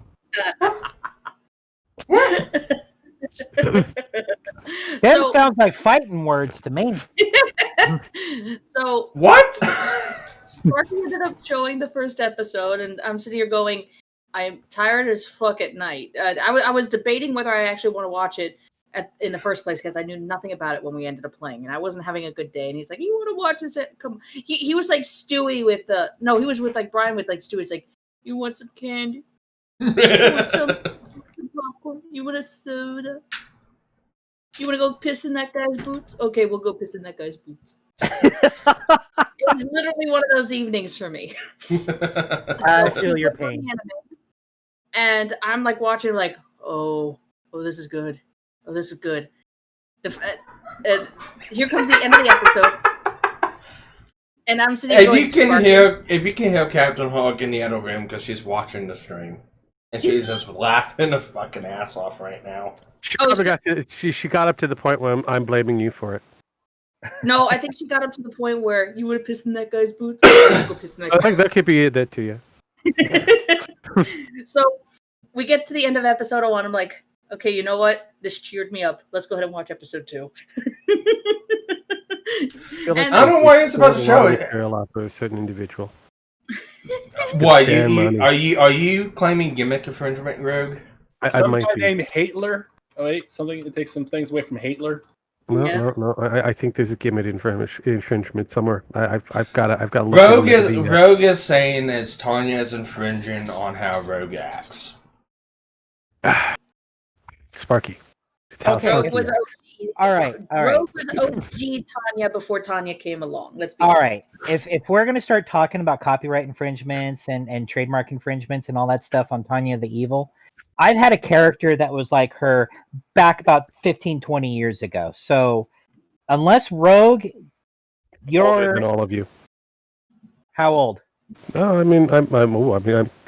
You I think the only two, other you- one that's going to be older would be what, Gem? No, you'll be surprised because KG's older than Like, Jim. Oh, really? How old is how old is this particular person? Because I'm getting closer to that thing called 50. I am almost there too. I'm about on my way there. I'm 45. Oh, I beat you. I'm 47. Well, 46, 47. Yeah. And Jem, you're a few Still months older than than Rogue. Still older than Rogue. That's like it. days So- or months. He's like dirt old. He forgets how old he is because you know. Dementia does that. Dementia does that. I know. I know it happens when you get to that level. You know. Sparky's the baby of the group. Okay, I'm gonna go order a bonnet and a pacifier. you, And a you might rattle. want to get the pablum. And Yeah. I'm not gonna lie, I do suffer from Irish Alzheimer's. What's Well, that? again, that does happen when you drink too much. No, what it means is I'll forget everything but a grudge. Yeah, it's usually what happens. That's why I say when Yeah. you drink too much. Mhm. Or not enough. That's usually the case. It's usually not enough. But 'Cause remember- some it's usually not too much. Remember, God created whiskey to keep the Irish from taking over the world. Is that really? Yes. See, it's probably kind of funny with the amount of potatoes that we were able to produce. You would think that they'd come up with vodka first. No, they Not got a gonna- goddamn potato famine. The fuck? Potatoes. Yeah, that's what it is. My life would be zero without meat and potatoes. Mm. Well, again, I like to drink my potatoes. So. You know, Mm. Captain Hook comes in and is like, I am younger than Sparky by 1 year. Yum, whiskey. Yeah, we just have to, put her off to the side a little age a bit more. A bit Here's the fine thing. wine. Here's the bad thing. Yeah. She's 1 year younger than I am. She is Uh-huh. more than half under my weight. And I'm Uh-huh. almost quarter taller than she is. But she Yeah, can but you're drink a boy. she can drink me under the table with hot alcohol. Well, again, that's because you're a boy. Oh boy! Oh boy! Oh boy! Oh boy! And boy, can you not drink. I cannot drink. And boy, you cannot drink worth a damn. Yeah, I pass out on stream when I drink. Dude, you pass out just on the basis of eating popcorn. Oh, you want to tell KG that story? Well, there's many different stories with you and popcorn, apparently. The one on stream There with you was guys. one. Which movie were we watching there, Pen? Was it the Alien movie?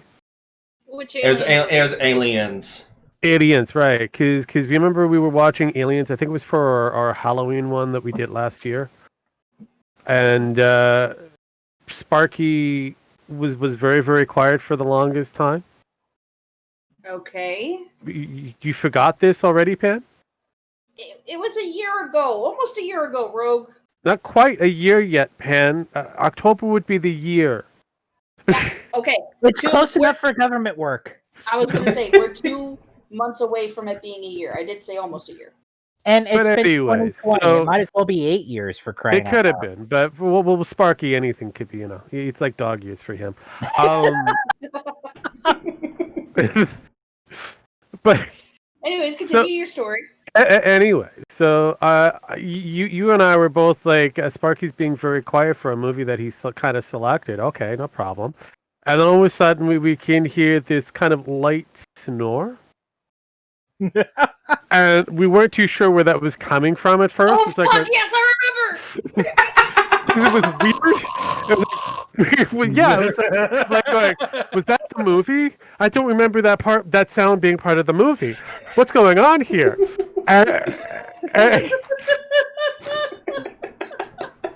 Didn't one of you record that and make it into a sound clip? I think It's still up, I think. Yeah, it's still up. I think. It's somewhere. Oh my god. Somewhere on the gathered in my archives of all GNF related things to be eventually put up on the fucking website once we get that figured out. Oh my god. Not pointing any fingers at a certain person. I don't know what you're talking about. Pointing fingers or naming names. No, I'm not going to name any name that might belong to a certain female individual. But Nemo, I'm looking at you. No.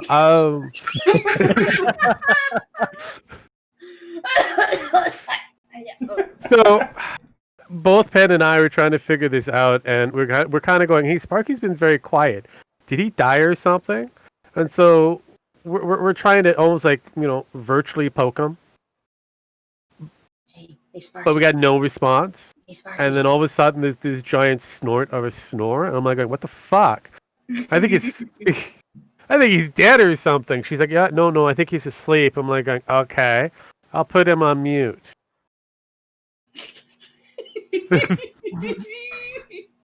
It was great. You should Oh, man. go Time away out. because it would have made the movie better. Alright, baby. Captain Hook. That was the day I passed out on stream for 8 fucking hours with a video on. I remember that. Yeah, it's like she got texted. I think it's by Vlad. Vlad actually texted her and is like, "You need to wake Sparky up. His headphones is about to strangle him." That seems about right. You seem like a person that might strangling themselves while asleep on stream. I don't know why, but Well, at least it aren't wouldn't you the be same like- person who tried to showcase a technical error on a board somewhere along the line, and then try to electrocute yourself in the process? Well, at least the good news would be if the headphones strangled Sparky on stream, nobody could start making David Carradine jokes about autoerotic asphyxiation. Well, I mean, you never can have enough material. Yeah, okay, that's true. Never have any, what's the saying? Don't let a good joke go to waste. True, No, true. never let a good joke go to waste. Sparky couldn't find a door handle, so he just used his speakers right then and there. No, I mean, well, it makes sense. Yeah. Any port in a storm, I guess. Mm. Is Sparky still there, or did he walk Yes, away? yes, he is. I'm still here. I'm looking He's for something. contemplating on how to shut this show up. No, he's I'm like- looking for something. He's like, I've got KG's address. I know where he lives, and I know how to kill him. Now for the other two. Yeah, it's like, how do I get rid of the others? Good. Well, No, I was gonna that's say, not Sparky what I'm does know where I doing. live, so. Just remember, Sparkles, you have to go north of the border. I wish you the best of luck.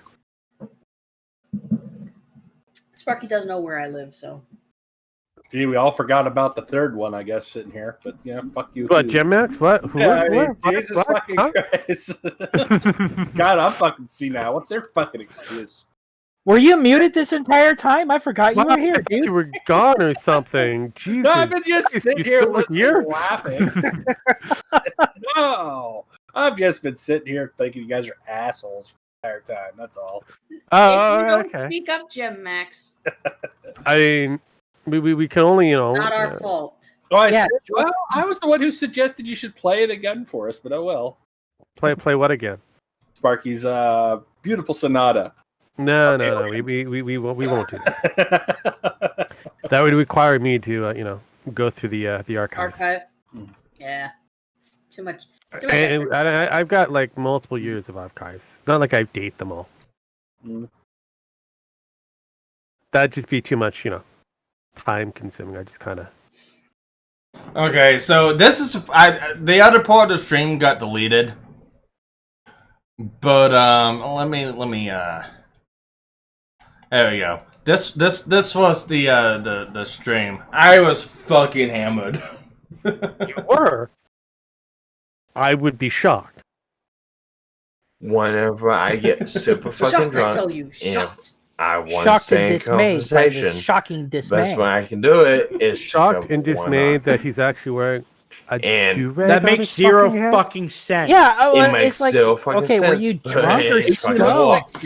Get an Like eye he's trying to be patch. It would pirate make you look cooler. Yeah, iPad. No, do-rags are, I no, don't sorry, have that's a just fucking wrong. eye patch, so I If fucking you have use to a have to go with bandana, it, but... so- Fucking buy no, one. They're not I that think they expensive. should. There's a reason. There's a reason Hold on, why get that I fucking do big ass that. bandana off your head. Okay, That- that 60s guy, Sparky, what was the reason? Because I was so fucking drunk, I was seeing double, and the only way I could stop seeing double was to have one eye covered. That's what I said. That's exactly what it was. I can see both eyes pretty well. It's just, even though the do-rag is supposed to be covering the other eye. Yeah. There seems to be a flaw in your Yeah, explanation there. it'd be great if it was off to the side and was covering the eye, but... Anyways, or he was that shit faced. He was just like, close enough. Who cares? I was close I was that fucking shit faced, and like I said, if you look, it went on for 8 hours, 59 minutes, and 48 seconds, and then I have no doubt in my mind it went that long. Yeah, this is for Google Hangouts. My only question is how many people actually showed up for this beautiful, shit show? Well, let's see. Enough to There was a rating list. Because it was people coming in and going out, because this was one of those streams. I threw the link out to the ether. Everyone in Discord, everyone on Twitter, just a hangout link on Twitter. Everyone was welcome. It was a bullshit hangout stream whatsoever. And once this one, it's like halfway through this one, I had drank my way through a 30-pack of Michelob Ultra. I had texted Casey to get another one because I was so fucking drunk I couldn't go get it. So on the way back home from work, she got another one, and I got halfway through that other case, started up another stream because this one stopped because I hit the time limit, and about an hour into that stream, passed the fuck out. Wait, there's a time limit?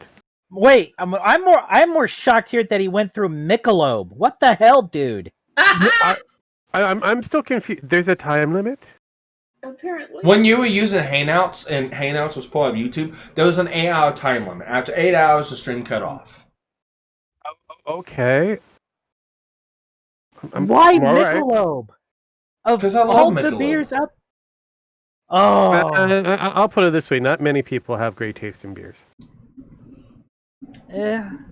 that's why I'm a Scotch and whiskey drinker. I'm not a big beer drinker. I'm not a Scotch. I've never been a Scotch and whiskey I'm drinker. kind of more of a hard liquor connoisseur. When it comes down to beers, it's most likely imports.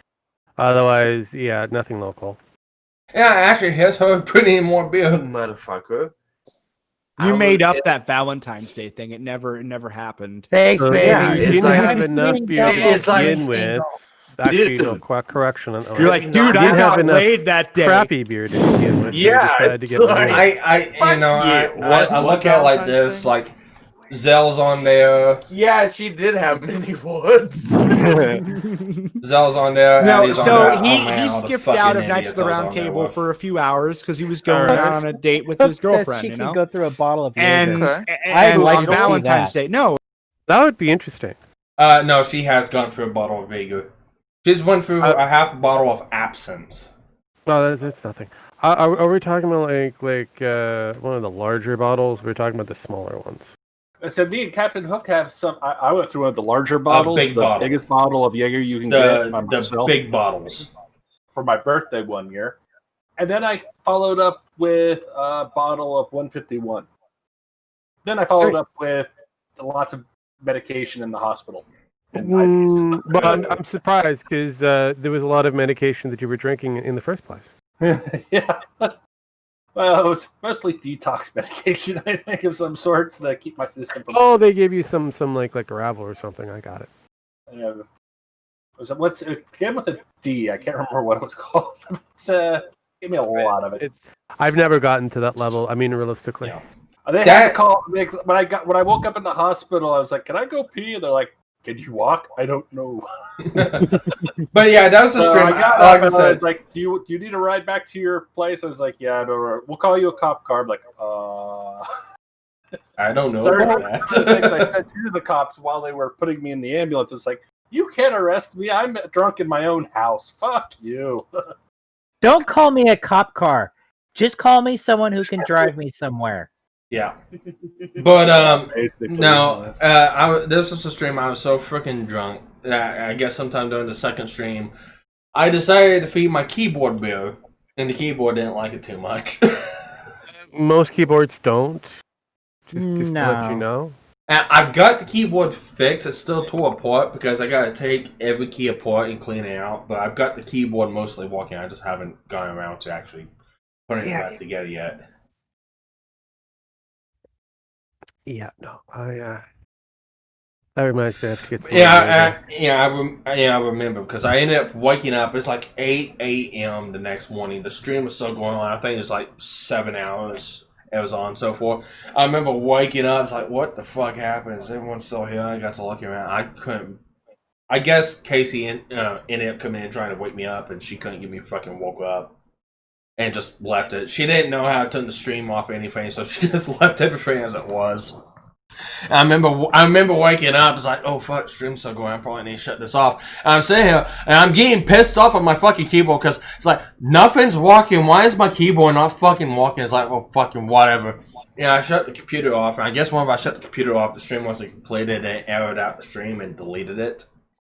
And then after I passed out for God knows how long and woke up and started coming to my senses, I was like, okay, let's see what happened. And my keyboard still won't fucking work. And I'm like, what's wrong with this fucking keyboard? And I picked it up and turned it and just beer started pouring out. I was like, what the fuck did I do last night? All right, I got to throw in a pause here again and ask, Sparky, when have you ever truly come back to your senses? I'm still waiting for that. That's a good question. You beat me fucking to it. I have the most wonderful friends, don't I? I mean, if the day I met you, I was like going, how did we meet up with this crazy individual? But then again, it's GNF. We've got a lot of weirdos.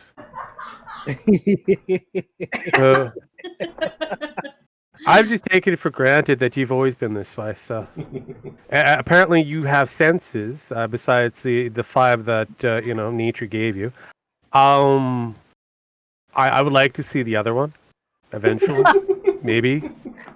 But I'm good with what we got so far. Beggars can't be choosy. Okay, I gotta agree with Masquatch here. If they defund the police can become Uber drivers. Well, I mean, it isn't that far. Touche, good sir. Touche. It isn't that far. I mean, I again, being Canadian, watching you guys down south, I'm like, wow, you guys are special, unique. How do you manage this far for so long? All right, yeah. Still asking the same question. It's no secret. I am on the very southeastern corner of Seattle. Oh, okay. And it's like when the whole Chaz thing was up and running, I actually had a coworker who moved out of that area. Otherwise, she would have been smack dab in the middle of it. With all those friends, but I thought it was the summer of love. Oh. Yeah, that's about the summer of love, like my last 2 marriages, okay? Let's not go there.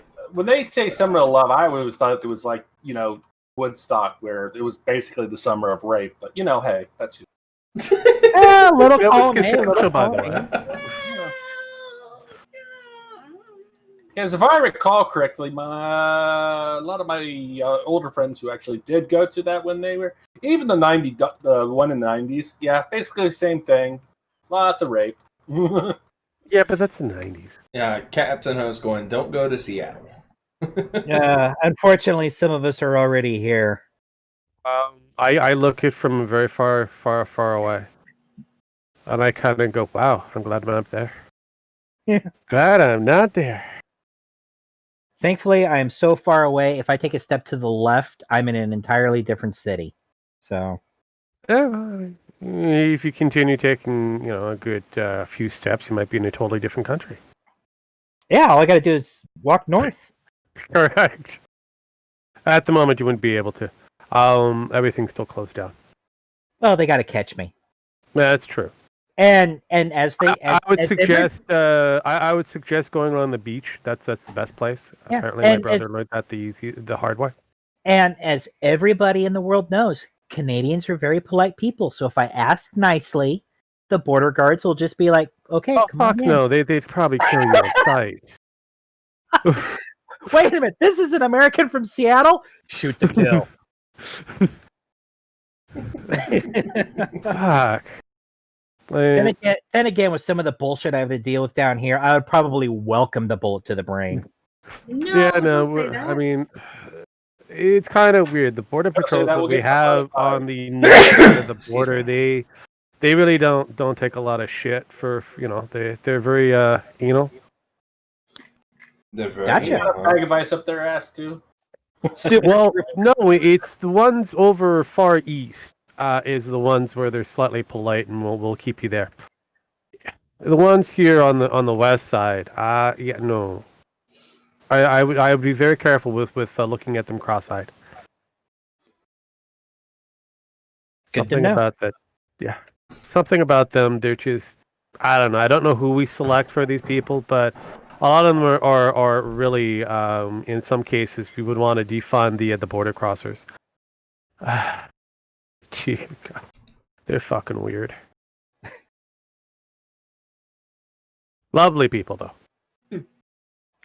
Lovely people. Fucking weird, need to be be defunded, but lovely people. Lovely people.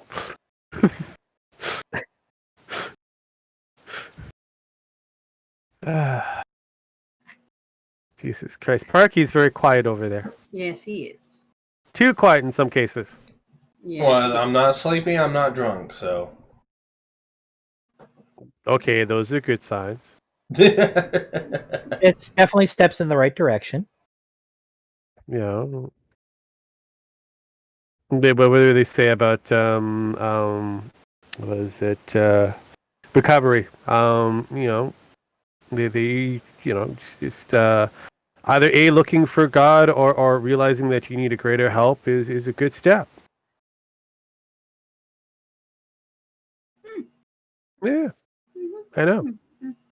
And now you know. And knowing is half the battle. Fuck you. Jinx! I don't know about that, Pan. I feel like That's you're the one that's racist. supposed to be quiet because he's the one that came in at first. No. Gotta remember age before, No. Age before beauty, you can go ahead and say it. Well, then you're losing. Well, no, I then Gemex would have to be very, very quiet. Fuck you all. Fuck you all. I'm still. You know what? Jetbacks is still being a sourpuss. It's okay. Well, as long as he's not trying to take exit stage right, I guess he's fine. No, I think what he's trying to do is just simply duck and cover. He keeps kicking me in the dick. Why? Why does he keep kicking me in the dick? That's why. Yeah, something like that. Oh hell, we got Jay the Perfect Casual in chat. What's up, man? It's been a while. What? There's another person in chat. He's another Canadian. Oh, you can't have more than one. Trust me. No, It's something about the Rubicon. It just doesn't work out for you guys. No, you have to get rid of somebody. I think it's a Geneva Convention thing. Okay. Alright, well, only he's I in don't know chat. if it's You're in Geneva. here. He's in chat. You're in here. It's okay. There's separations. Oh, okay. We have to make sure that happens. It's just you can't have more than one. Otherwise, it's like crossing the streams. Yeah. Well, god damn it. Seriously? Fuck. God damn it. You notice how chaotic it gets when you get Samaj in here. Yeah. All right. So he goes, as long as you don't divide us by 0.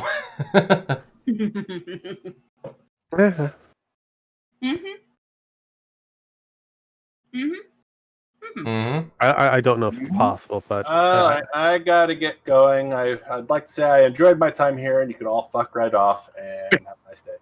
So, Yeah, hey, No I problem, love you, man. and I'll miss y'all. hey, Of course. Jim Max, Okay. before you go, Exit stage right. all right, before you go, Jim Max, this one point thing I want to tell you. What's that? Fuck you.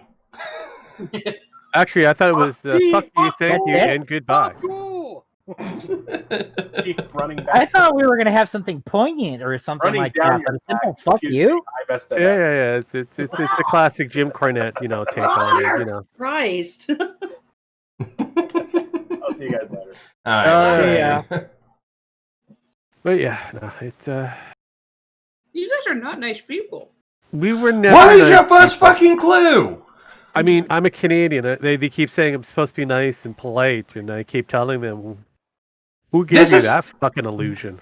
And I'm a look, twice divorced fuckwit. I can care less. when you get all of us in here, everyone hears this in the background.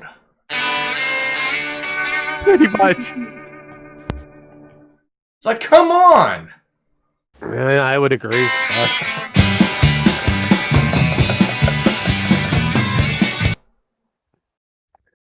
I'm not Steve-O, by the way. You're not? No. Okay. I'm more like Wee Man. No, that's Nemo.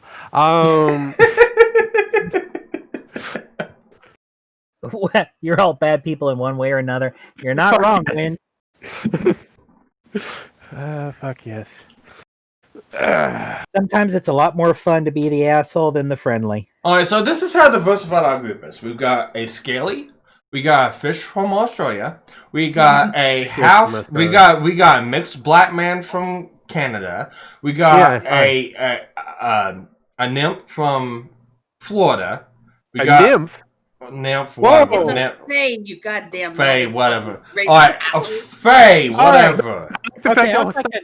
I like the fact that you called her a nymph. I'm like, wow, that's a complete bonus. I mean, now both Mycroft and Winslayer might actually have a chance here. Fuck.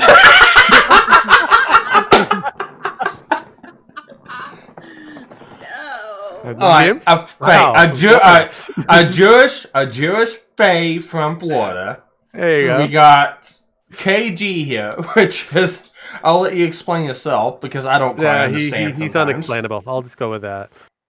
Yeah, I'm like the wind. There's no understanding or catching me. You just go with the flow. And you got me. A red man who doesn't know how to drink properly. Shocker. Well, that's redundant. That's redundant. That's what I mean. A red man that doesn't know how to drink properly. That's why I said shocker. I'm a white you red give man. Fire water, they kind of go more, and I'm like, dude, seriously, you're not drinking the right shit. That reminds me of the what was it? I had a bunch of friends in that. We're kind of chilling in at the local tavern. That's when we were able to go out to the local tavern. I know it felt like yesterday or something, sometime last year. I don't know, but a buddy from Guatemala, he decides to order a pitcher of beer for everybody, like a complete round for the table. A couple of pitchers, and that come down, and it was the most shittiest beer you can possibly get. Mm-hmm. Oh yeah, and by the way, Pin, the reason why I said nip is because your Twitter profile's nip. So Nep. God damn it. Nep. nip, whatever. Neep. You know what my fucking pronunciation's like. Fuck you. I know, but when you said nymph, I'm like, oh my god, that is gotta go with this. You cannot just no. We're not No, we're not stop. We gotta continue. No, we need to stop. We need to stop a long time ago. No, that's one you need to pick up and you need to run for the end zone. Time out. No. All right, so let's pick up and run to the end zone.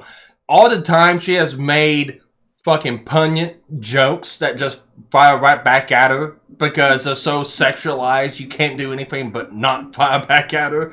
Yeah, I can't count how many times she's done that. Well, I could, but it just becomes very nymphy after a while. Okay. Are you trying to say it's a little hard up to do? Very much so. Oh, Okay. God. I'm glad I'm not like Gem X and have to deal with a blue pill, but my god.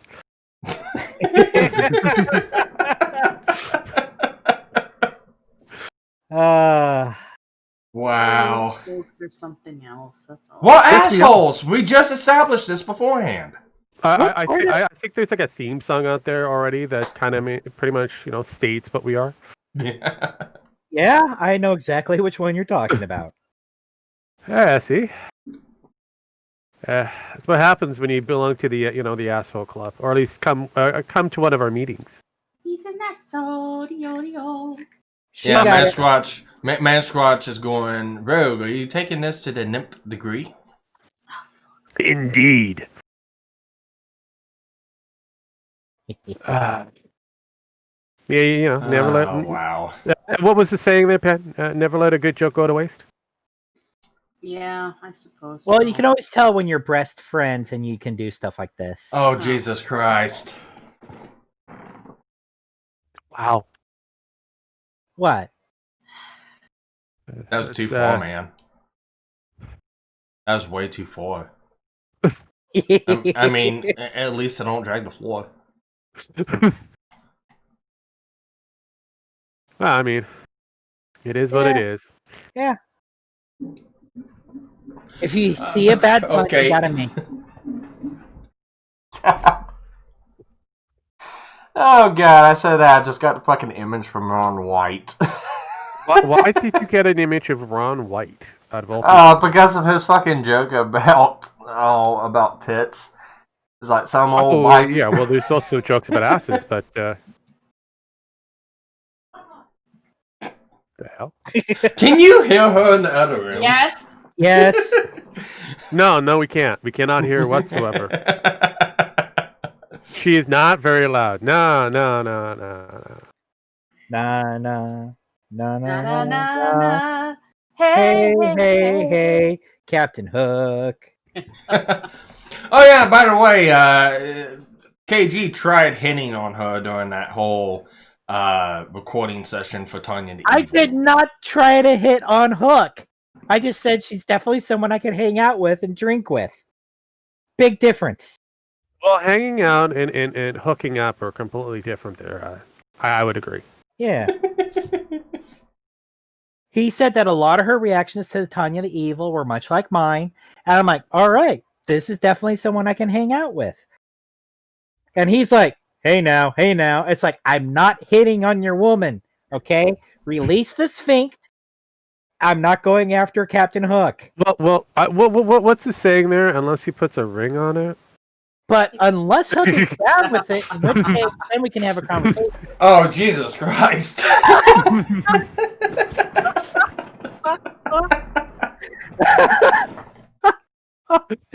Oh, I get a feeling I'm a dead man when I finally meet you guys in person. Fine. You'll be fine. I already have a hit list with Dracona. It's fine. The amount of shit I put him through being a fucking furry in it. Fuck, really? Not only is he a furry, but he's afraid of spiders. He's a scaly. Okay. He originally calls himself a furry. He has a dragon fetish. So it kind of works against the whole furry concept. So yes, he would be considered a scaly. He really doesn't care either way. Though, give him a very big 8-legged creature, he freaks out. Okay. Awesome. If you want to be an Which is why I wanted to have him play with the game Grounded with me. Oh, yeah. I've seen that. But Rogue, if you want to be an asshole and he doesn't know about it, send him to baddragon.com. Oh, he already knows about it. Oh, he does? Okay, good. Yes. He's pretty much the inspiration behind that, I would probably say. He has a file that is pretty much a go-to file anytime I want people to pretty much be quiet for a bit. He has one phone that's filled with pornography. Different types. And mostly animated style anyways.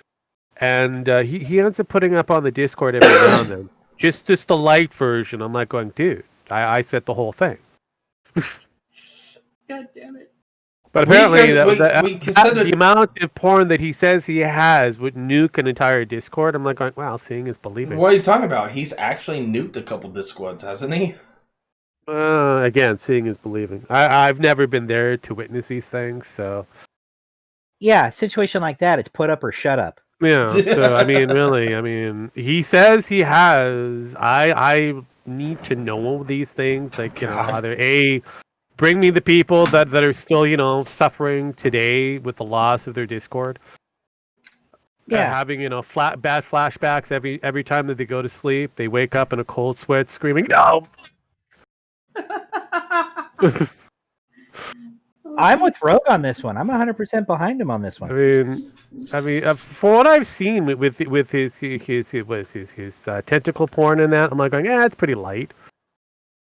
I do remember the porn off that him and our faithful native that we have there, the Nig, the real Nig. They decided to try to one up each other, and that was during the time frame where Discord was getting a little antsy on the what was Furry it? porn? Well, no, the ones that's supposed to be like kids and that, but are actually adults. What are they? The What, the lollies? Yeah, the lolly. Thank you. Welcome. Yeah. And hey, I'm not hipped on the whole lolly thing, so I'm like going, well, this is new. Okay. This is supposed to be a kid who's about 100 years old. Whatever, I don't fucking care. It's an animation. Now when you have an actual real kid, let me know. Then we've got a new problem. But it's an animation. Go whole hog. It's whatever somebody wants to magically make up. So they were going on to their porn battle and that, and they were going off on each other. I think it's still up on the Discord there, and I think it was Real who dropped in something that was pretty skeevy, pretty close to what Discord would actually say that's a clear lolly, and we would just destroy the entire Discord. I'm going, and they were like, "Oh, whoa! Do you think this is good?" I'm like, realistically, though, I would say yes, because I'm a person of free speech and whatever. I would normally say go for it, but because we're in a situation where Discord is being crazy, even though they're a bunch of fur fags, that we should be in a safe position having a lot of fur fags in our group for the most part. But apparently, according to their rules, this would be bad. So, final decision on this guy, I would have to say no. And then they continued on with different levels of different pornage. But yeah, once the two of them get together and they go on a porn off, I'm just waiting for like the worst possible porn to show up. And it's like, okay, I've seen this before. No, I've seen that one before. No, come on, guys, work harder. I mean, you say you have some good shit. I mean, still waiting. Rogue is very unique. Unique? I've been around for quite some time. I've seen a lot of weird shit. Yeah, you don't get like your mid 40s on up without having seen some shit. I mean, you say wartime is pretty bad. No. Being a civilian with some fucked up people on any cornerstone of the world, that's pretty. I mean, here in this side of Canada, bad enough that Toronto has a lot of weirdos that run up and down the actual streets every few months or so, butt naked. Here, that's almost like all year round. You get to see and partake in a lot of weird shit. Actually, my personal favorite, there was a street before they changed it and gentrified it to be more of a business area, but it was like one long street of just porn, like a porn section. Jesus Christ! Every shop was porn related. Rogue, you go to a bookstore, there was porn there. You go to an arcade, there was porn related there. It was like porn, like a whole porn street. Would you call it a porn hub? You could have. You would have been a very good. I would want my porn smorgasbord. Oh no. We didn't need a. We didn't. Oh no! Time out. Finish that. Light district. It was just red light for some people, and other people going, "Oh my God, let's go." No, finish that statement, Pin. No, I'm not gonna finish nothing there. Apparently, she's a little embarrassed. Is she by her own Lonnie? statement. No, time out. Is she Lonnie? Rogue? I think give it time. That was the first one. I mean, yeah, like a broken clock is correct twice. Is this a roundabout way of saying there's hope? There might be. I could be like Princess Leia. Bad CGI. No, stop that. What's this? Hope. Oh, do not get him started. Do not get him started on any of the new trilogies or Solo. Don't get him started. I have to say, Rogue One was a good attempt at something. Oh, Jesus Christ! Look, Here we go. I said a good attempt. I didn't say it was the greatest. I didn't say it was magnificent. It was a good attempt at something. There was Was it required? No, because in the fucking crawl on the episode 4, it pretty much stated what happened. So yeah, if they went with the book that the book that they brought up before they brought out the movie, the companion book, and focused on that first and had a 2-parter, like it might make sense. You might have got these characters a bit better, but because you had the standalone book and the standalone movie, it was fine for what it was. There was some likable characters. There was kind of hit and miss characters. There was characters you would never want to see again.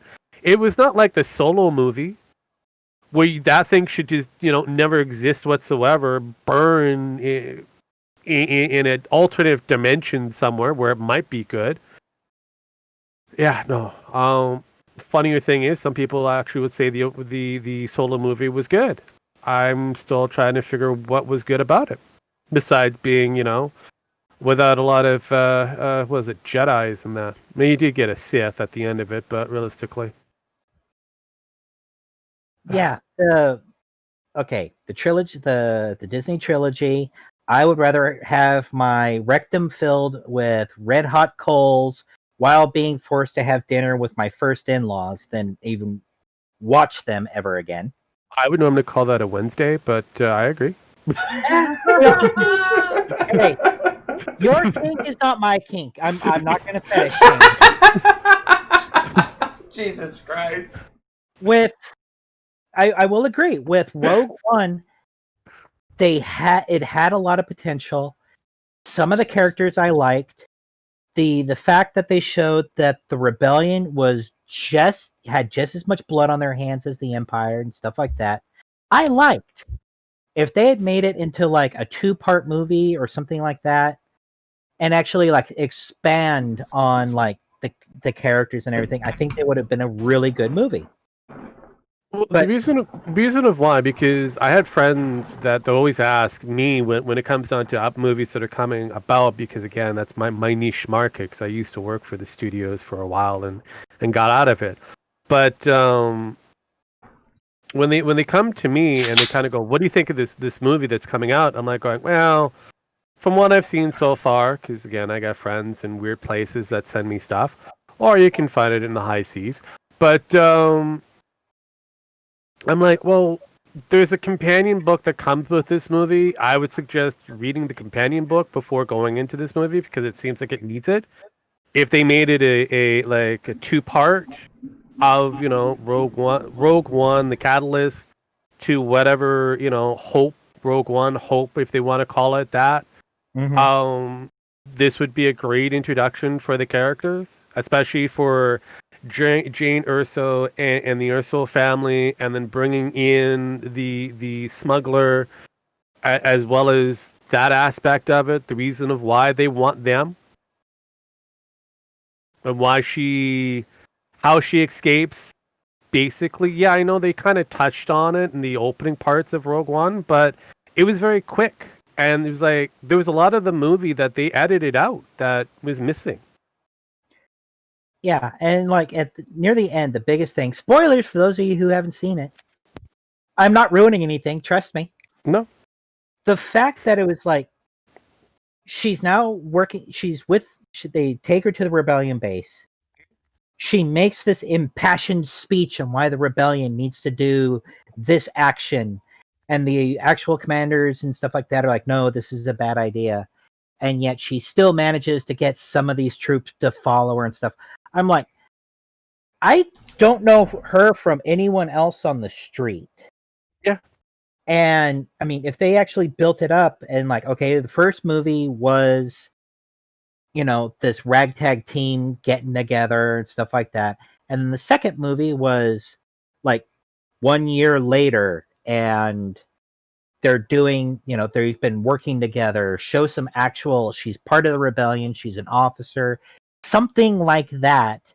So when she actually talks to Mon Mothma and so forth, she's got some clout behind her instead of, your dad built it, congratulations. Yeah.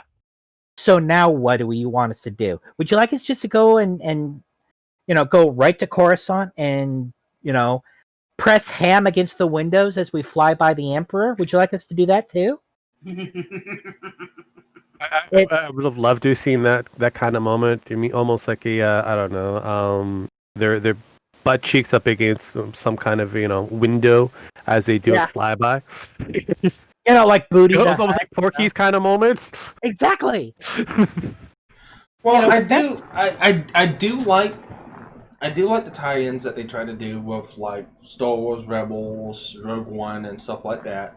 I think the timing was off about it, because if you've seen Star Wars Rebels, you know that there was a conflict or a battle between Darth Vader, Ezra, Kanan, and Ahsoka, and it left Darth Vader in a really, really bad, rough shape, and it was supposed to be. He had to go into a recovery chamber for a long time, but it's not known how long. Yeah. To kind of recover from those injuries, and that's kind of what they pick up from where you see Vader in the Bacta tank in Rogue One, because that was it's like a year or so after that. That's why you don't see Vader later on in the Rebels, because he sustained a lot of freaking injuries during that battle. You mean he almost choked on his aspirations? Yeah, he did. Touche. But no, I like the tie-ins they tried to do to make it canonical. I mean, it's very. Well, you can tell like that they do care, but they're trying. I mean, the book forums, they're trying because they bring in Krennic and other books, which gives you this reasoning of why Tarkin and him have this infight. Tarkin has this big prize joy of the Death Star that's being built, and Admiral Krennic, who's trying to work his way up to be a Moth for the most part, has his own projects. He's got the Star Destroyer that needs to be finalized. I think it's a Super Star Destroyer or something. But he's got that project that he wants to go forward, and they bring an earlier rendition of Thrawn before he becomes, an admiral or a Grand Admiral. Grand Admiral. Actually, no, because he actually works out from being found and then works his way up. He actually jumps ranks very quickly. But you wouldn't know that if you didn't reread Timothy Zahn's Thrawn's trilogy that he had to redo, just so that it could be part of the Disney continuity. So he took a lot of different aspects. Going on that, just on the books, it seems like they are really focused on the material, trying to make sure that the fans learn about these new characters that they're bringing in, and trying to tie it in with old and new aspects of the trilogies. Which seems like there's a plan there, but when you go into the movie aspect of it, it has no proper foundations for anything. They're just throwing shit at the window and hoping that something catches the attention of the audience. And realistically, the audience is pretty much tapped out. Yeah, if they kept going and actually making, good films with good continuity and actually have everything working together, I would have no problems, watching a Star Wars movie every year. Why not? It works for Marvel. Marvel, it works well. But it's I liked, it's like, okay, I watched Force Awakens, and I'm like, okay, I've got some issues with it. Maybe they'll explain it in the next one on how Rey, who's never picked up a lightsaber before in her life, can go toe-to-toe with a trained Force user. Yes.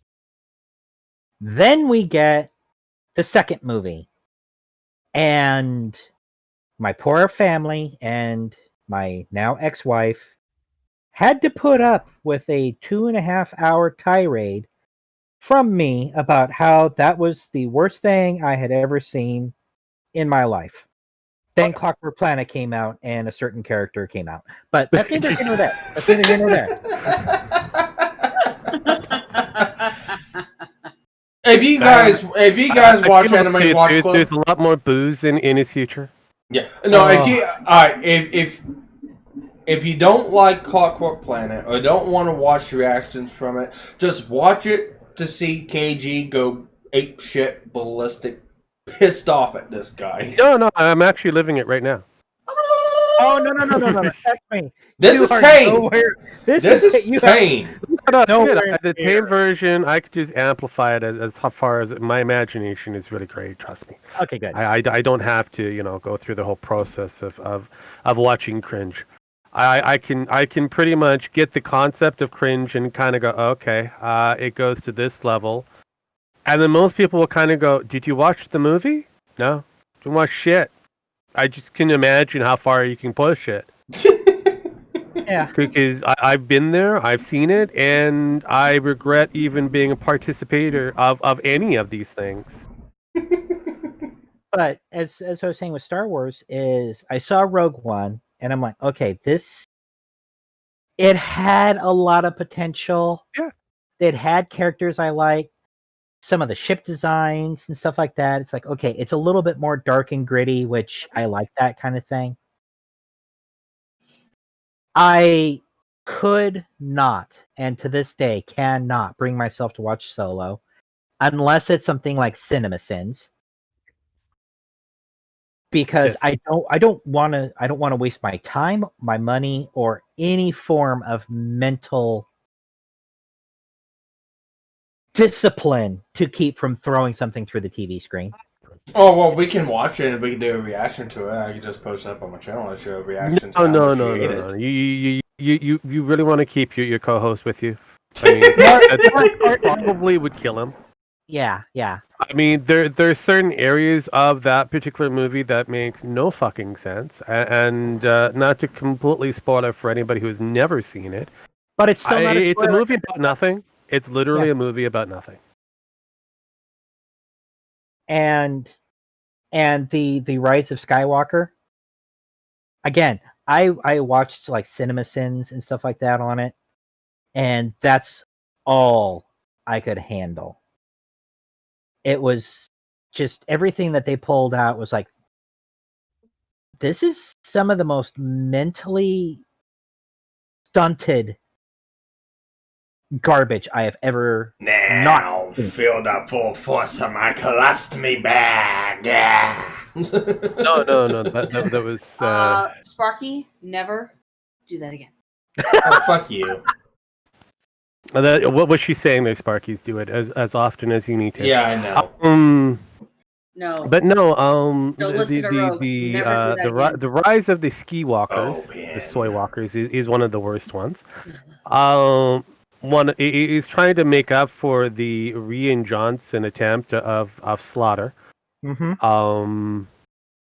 I would have to say that between the two of them, I think you would probably want to stop just after the Force Awakens. No, just before the end of the Force Awakens. There's nothing that happens afterward. It just nothing. Here, I'll make it really easy. Okay, if people listening they're really into Star Wars and stuff like that, here's my recommendation.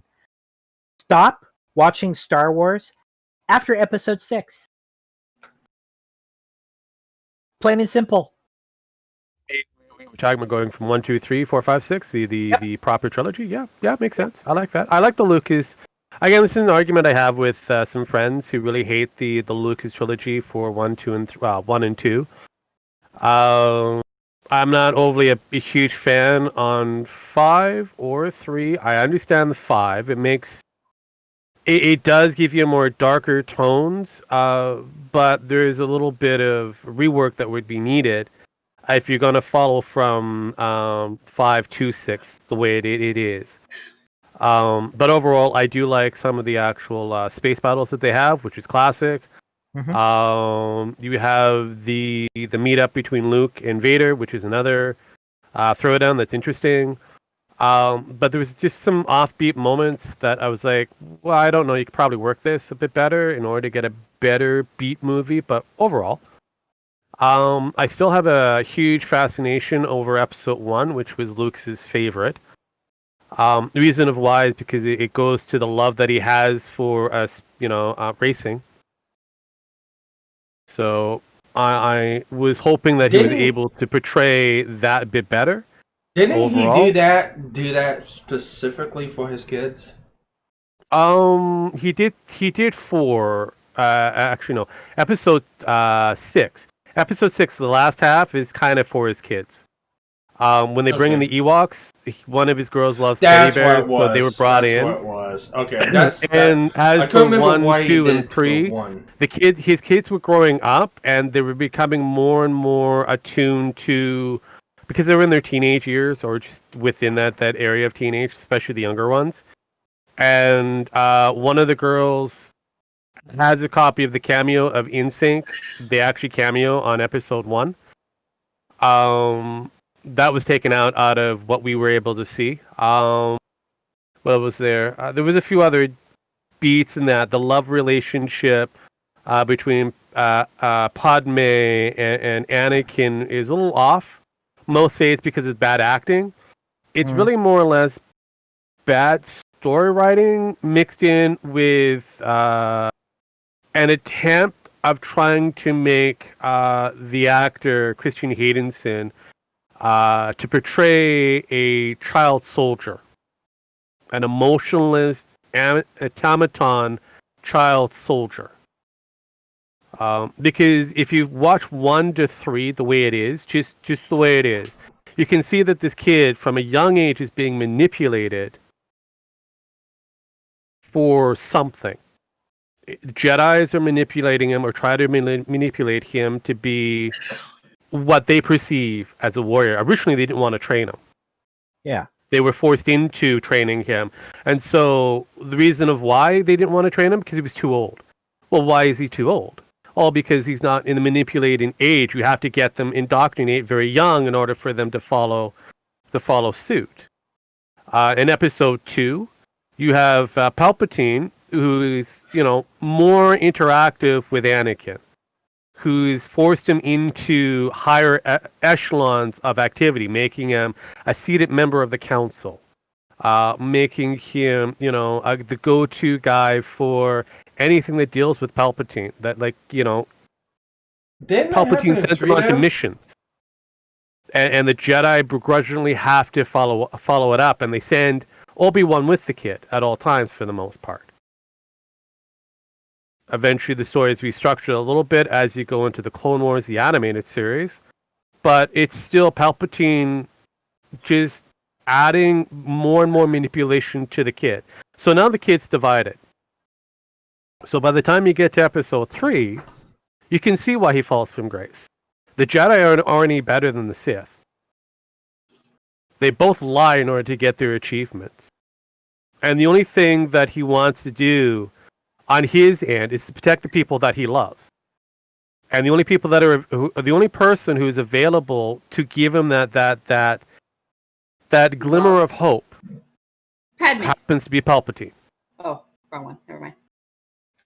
I have to step in real quick, and I agree with Mansquatch.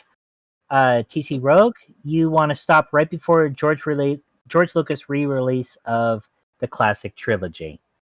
Yes. I agree. I do agree with that one too. Him re-releasing his trilogy multiple times, even though he was trying to better it with the technology that he was bringing in, with more lighting, better sound, digital enhancement when he got into the CGI stuff. Nice ideas on paper, but actually putting them out there so he can rewrite the story, bad overall. Han shot first. Yes. Sorry. It just gives Han Solo a bit of an edge and a redemption arc, more so than him not shooting first. Because, again, a fan growing up with the original classic the way it was, I viewed Han Solo as a growing character, and this is from a young rogue watching this. So, at first I wasn't too sure about Han Solo, but he was kind of cool. He shot, which made him kind of a bad guy-esque type character, and then he was all about the money. And by the time you get to the end, he's all about trying to save everybody. So he's got a redemption arc in one movie. Mm-hmm. Luke is a whiny asshole who wants to hang out with friends as well as get a power converter from whatever. Kashi Station. Thank you. And grows after he finds the demise of his aunt and uncle, and then becomes the hero that he and the legend that he's got the earliest steps to become the legend and the hero that he's destined to be. Princess Leia is the uppity, princess from Alderaan, watches her planet being destroyed, and becomes the new leader for the foundation of the rebels. One of the major, founding heads outside of Mon Mothma, who you just kind of see at the end, most likely. You don't get a lot of reason of why Mothma is there, but she is one of the major factors. She's part of the Senate. So with her and the people from Alderaan and a few others, they all have gotten together to create a rebellion, a rebel that will go against the Empire. These are all growing things. Mm-hmm. And each character grows because of that. Darth Vader, the ultimate, evil, slowly becomes, there's a redemption for him. He becomes more of a good guy near the end of the movie, which gets continuity fucked over by the time you get to 7, 8, and 9. Yeah, no kidding. Okay. Well, like it or not, George's 6, the way they are originally, all of them work very well with each other. They're complementary. They actually do echo moments of the past. And there's the father-son moments, the kissing siblings, if you want to call that moments in some cases. Those are all just kind of throwing in just to give you some different elements that most people can relate to. Or shocked to find out later, because again, originally episode 4, Luke and Leia were not supposed to be twins, according to the original script. 5 and 6 is where they bring in the rewrite for we're going to make them family members, which gives you a whole different connotation for episode 4. Mm-hmm. So, well, with that, we've been going for about 2 hours 44 minutes. I'm going to cut this off because there's other things I want to do tonight. Now that some people things that you want to do tonight? Yeah, now that some people in here, there's some things I want to get done tonight. So with that, I want to thank everyone who came in and joined us today. All the people in chat, all the people that was in the VC. So that anyone has anything they want to show out. I already showed out earlier. TRPC will be focusing on a bit of black nationalism and the stupidity politics from the United States, as per usual. So you might want to check in on Tuesday. Most likely 6:30 PST. I think that's like, what is it, add 3? That's like 9:30 EST. Mm-hmm. That's whatever it is, Central. Yep. That's 4 Central, 4:30 Central, 6:30 for you. Yeah. Alright. Pin? Mm-hmm. Got anything? At the moment, no. I'm working on some things in the background, and when I'm ready to share, I will share. Okay, stingy. I'm not being stingy. I'm just not ready to show it yet. Okay. She needs to work on the project and finalize on all the other things that she's gathered. Mm-hmm. Okay, yeah, that's good. That's good. I'm just messing with her. We'll allow it. Yeah, and for KG, this is I'm gonna go ahead and shell out too. Like I said at the beginning, and I'm gonna shell out constantly. Me and him are doing reaction commentaries to Clockwork Planet, Saga Time the Evil, and Goblin Slayer. It'll probably be another month, half month to a month before we actually release them. Because I want to at least get the first 2 completely done and get halfway through Goblin Slayer. That way I have 3 shows to put out a week. And those will go for about 12 weeks. And then and plus the 2 movies that come with Tongue of the Evil and Goblin Slayer. And after that, we'll be doing more shows. So we'll be doing 3 more, possibly the Gundam Origins, and a couple other ones like that. So be on the lookout for those. Like I said, probably about the next 2 or 3 weeks, I'll start getting around to actually get them uploaded. And then a couple weeks after that, actually start being pushed out. And next week, next Sunday, I still have to touch base with her to get times, but I'm also going to be doing a live stream on Twitch of Minecraft Dungeons with Megaminx on Crinks TV. Yeah, Minecraft Dungeons. It's a fun game. I really like is. it. The only problem I have with it is there's no mining and no crafting. Well, there's the kind of that's the beautiful thing about it. It's just within the vein of Minecraft. Yeah, but it's one of those things that I got a pickaxe at one point, and I'm like, woohoo, I can mine. It's a weapon. No, it's a pickaxe. I should be able to knock blocks out. Yeah. No. Boo! Oh, wait. Like I said, I like some of their attempt. Are you guys still doing the whole 7 days to die? Oh, you're talking about with him and Ishtar. Yes. I'm talking about you and Penn. Well, were we going to do that after we killed the stream, Spark? Not today. I haven't, to be honest, I've been so busy throughout this week, I haven't really picked up the controller. I'm probably going to maybe late tonight, do a couple things. But yeah, I've had car trouble, and I've been having to scramble to get stuff organized in the shop so I can start rebuilding this engine and get my truck going so I can actually take the Explorer out of service and start working on it. So I've been doing multiple things. Plus, I ended up having to, finally go mow my lawn now that I got the damn lawnmower fixed and I've got enough time. So it's, I'll be jumping in and out playing on the server, but no, I have not in the last week. All right. What about you, KG? I know you do your streams with Ishtar, Igor, and Revelations on Monday. Yeah, I Mondays. noticed there's a person who's not on that list because he's a fucking crybaby. Yeah, you might be hearing this, Antoine. Get your fucking ass in the game. Yeah, last week we actually had our second Horde night, and it was one of the most I've been through 2 divorces, and I have not had my balls busted this hard. Oh wait! You've had a Horde night that was difficult. Did you make any changes? What? Oh, he doesn't know. Rogue. Yeah, no. Did you make any changes to the way how the zombies do things?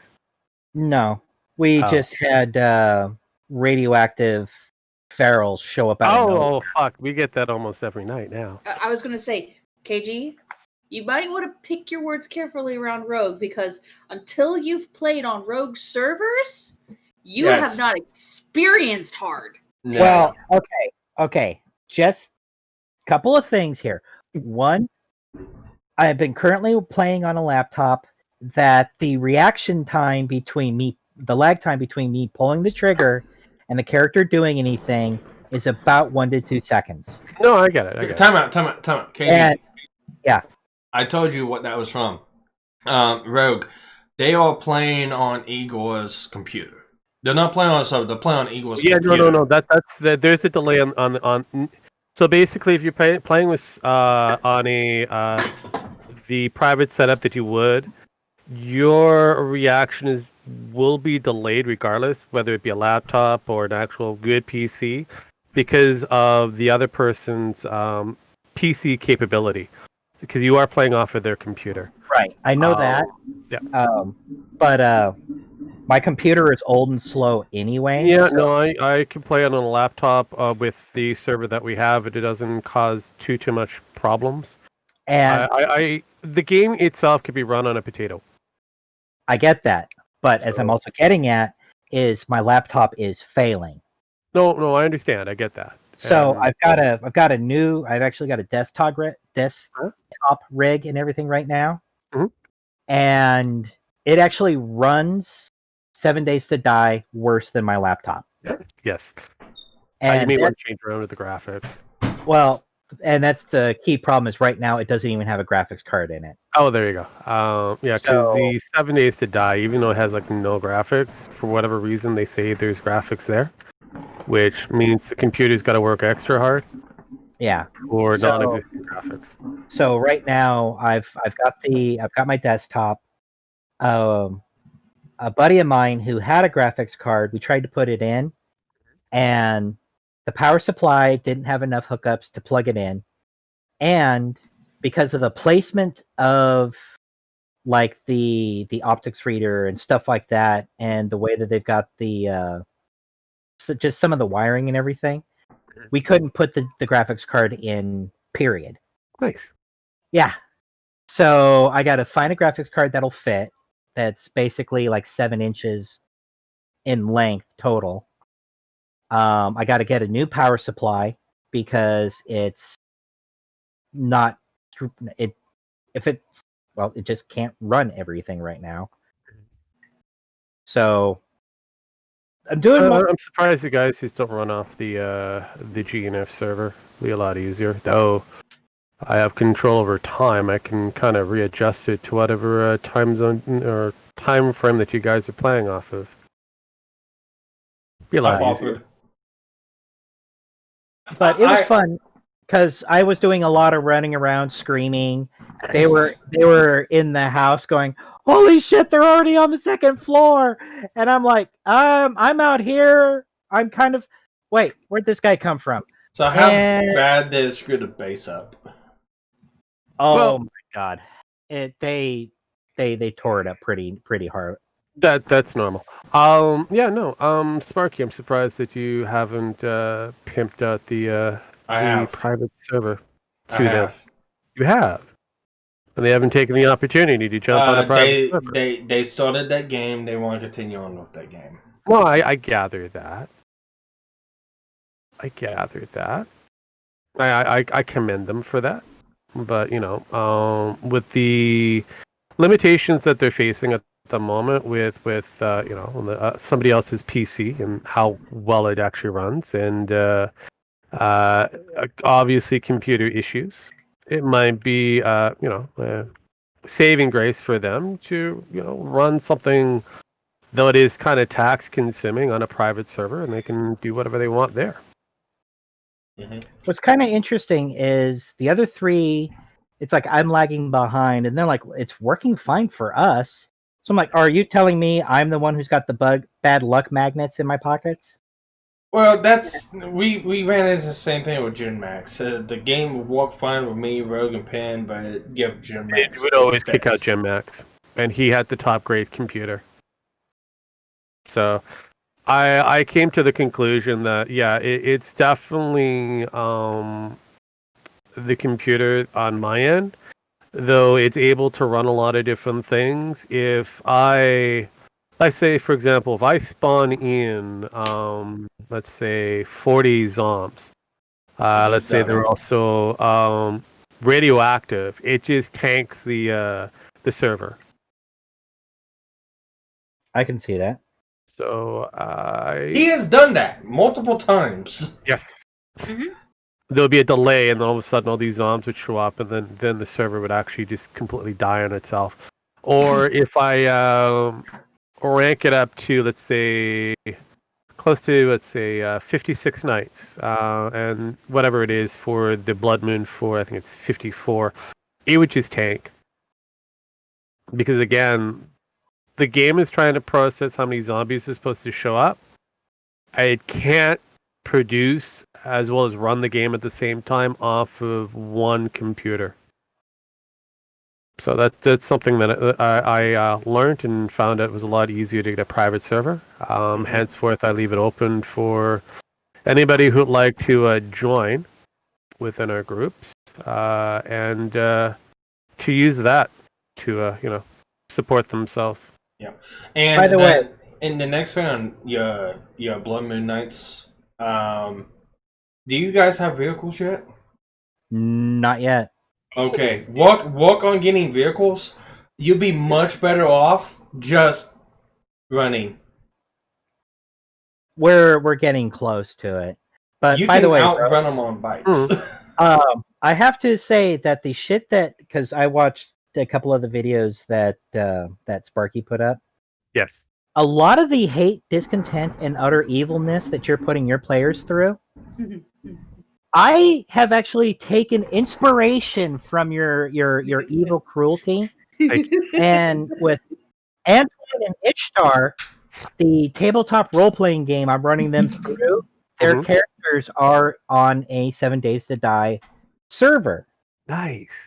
So not only are they having to fight with the normal zoms that like you have, Yep. now amp those up to mobile suits. Oh, and even better. Yeah, so zombie mobile suits. That's even better. Yeah, they're having to deal with like zombie Zakus, a Death Army styled screamer that's immune to beam weapons. You have to get up close and kissable to kill it. Ooh, that's perfect. I like that. Stuff like that, and they found out that the NPC and the group of NPCs that's with him, this is their 700th day playing, and the next night is going to be a horde night. Ooh, that's brilliant. And this is Antoine. Yeah, this is Antoine, who this is actually his first real brush with me as a GM. Ishtar has 20 years of background of knowing the kind of twisted shit that I do. What system do you play? Right now I'm using the Mekton Zeta from Artel's Orion Games. Oh, I'm not familiar. Never mind. He's not using regular D&D or Pathfinder. Okay, that's fine. I was gameplays. curious. It answered my question. No, it makes sense. The Mekton Zeta, it was specifically designed for giant robots and stuff like that. And with I built Sparky's character, so when Mechana Tuesdays gets rocking and rolling again, it's. Are you guys familiar with Gundam Build Divers? I am. Okay, well, for the uninitiated, the basis is basically it's a huge online MMO, but you actually use the Gundam models that you can order and so forth as your combat vehicle. Yeah, within it. Well, this game that I'm running is actually based on in the 100th anniversary of the actual Gundam models. So it's 60 years in the future. And it has gotten so big and so involved that they actually have to put reality levels on the servers. 1 being kind of like your basic video game, or 10, which Ishtar and Antoine have to deal with, where if you step on a Lego, you're going to feel like in real life you just stepped on a Lego. Oh, yeah. If you get shot, it's going to feel like you just got shot. Ah, my foot! Yeah, my foot, my toes. Did I just get shot? Yeah, imagine being a reality level 10 when you face the 2 bears. And in the server... Yeah, but there was a learning curve for her. Yeah, that's what they're facing. That's what they're facing right now. If a zombie gets into the base that they're on and pimp slaps one of them, they're going to feel and take the amount of damage it would take if their character in the game got slapped. Even better. So... Almost like we're learning from my my DM skills. Oh, good. I love it, because any group game that I usually have control over, I usually kind of throw in a bit of dastardly DM levels just so you guys can learn. Well, not only that, but it keeps them on their toes. It does. It does. Because you never know when it's like, oh, are we just going through this dungeon again? Okay, I've read, the what was it, the Tower of Elemental Evil. I've read that module before, and you up every other encounter by like 8 or 9 hit dice. It's gonna cause some pucker factor. Oh my what? KG's a lot like Rogue. Well, again, it's called learning. I like you guys to learn. One of the funnest stories I ever tell is it was like the second or third time Ishtar gamed with me, my first ex-wife, and a friend of ours. And she said the one phrase that I absolutely hate when storytelling. They went out on a mission. Things were kind of slow because that's the way it was supposed to be, the way I had figured out. And the main fight was supposed to be when they come back. Kind of they lower their guards and all hell breaks loose back at base. Right. Ishtar threw out flat out. She goes, "Wow, that was really anticlimactic." Oh. I tripled the amount of bad guys. I upped them by about 2 ranks and almost killed the entire party. She's never said that again. Yeah, no, that's called learning. Alright, well, with that fabulous story, we're going to go ahead and call it quits. Thank you, everyone. Thank you for joining, everyone. You know what to do. Please like the stream. Please subscribe if you want to see more. And we'll see you guys on the next one. Next time. Don't tell me On what to do. Sparkys, whatever it was. Stay in school.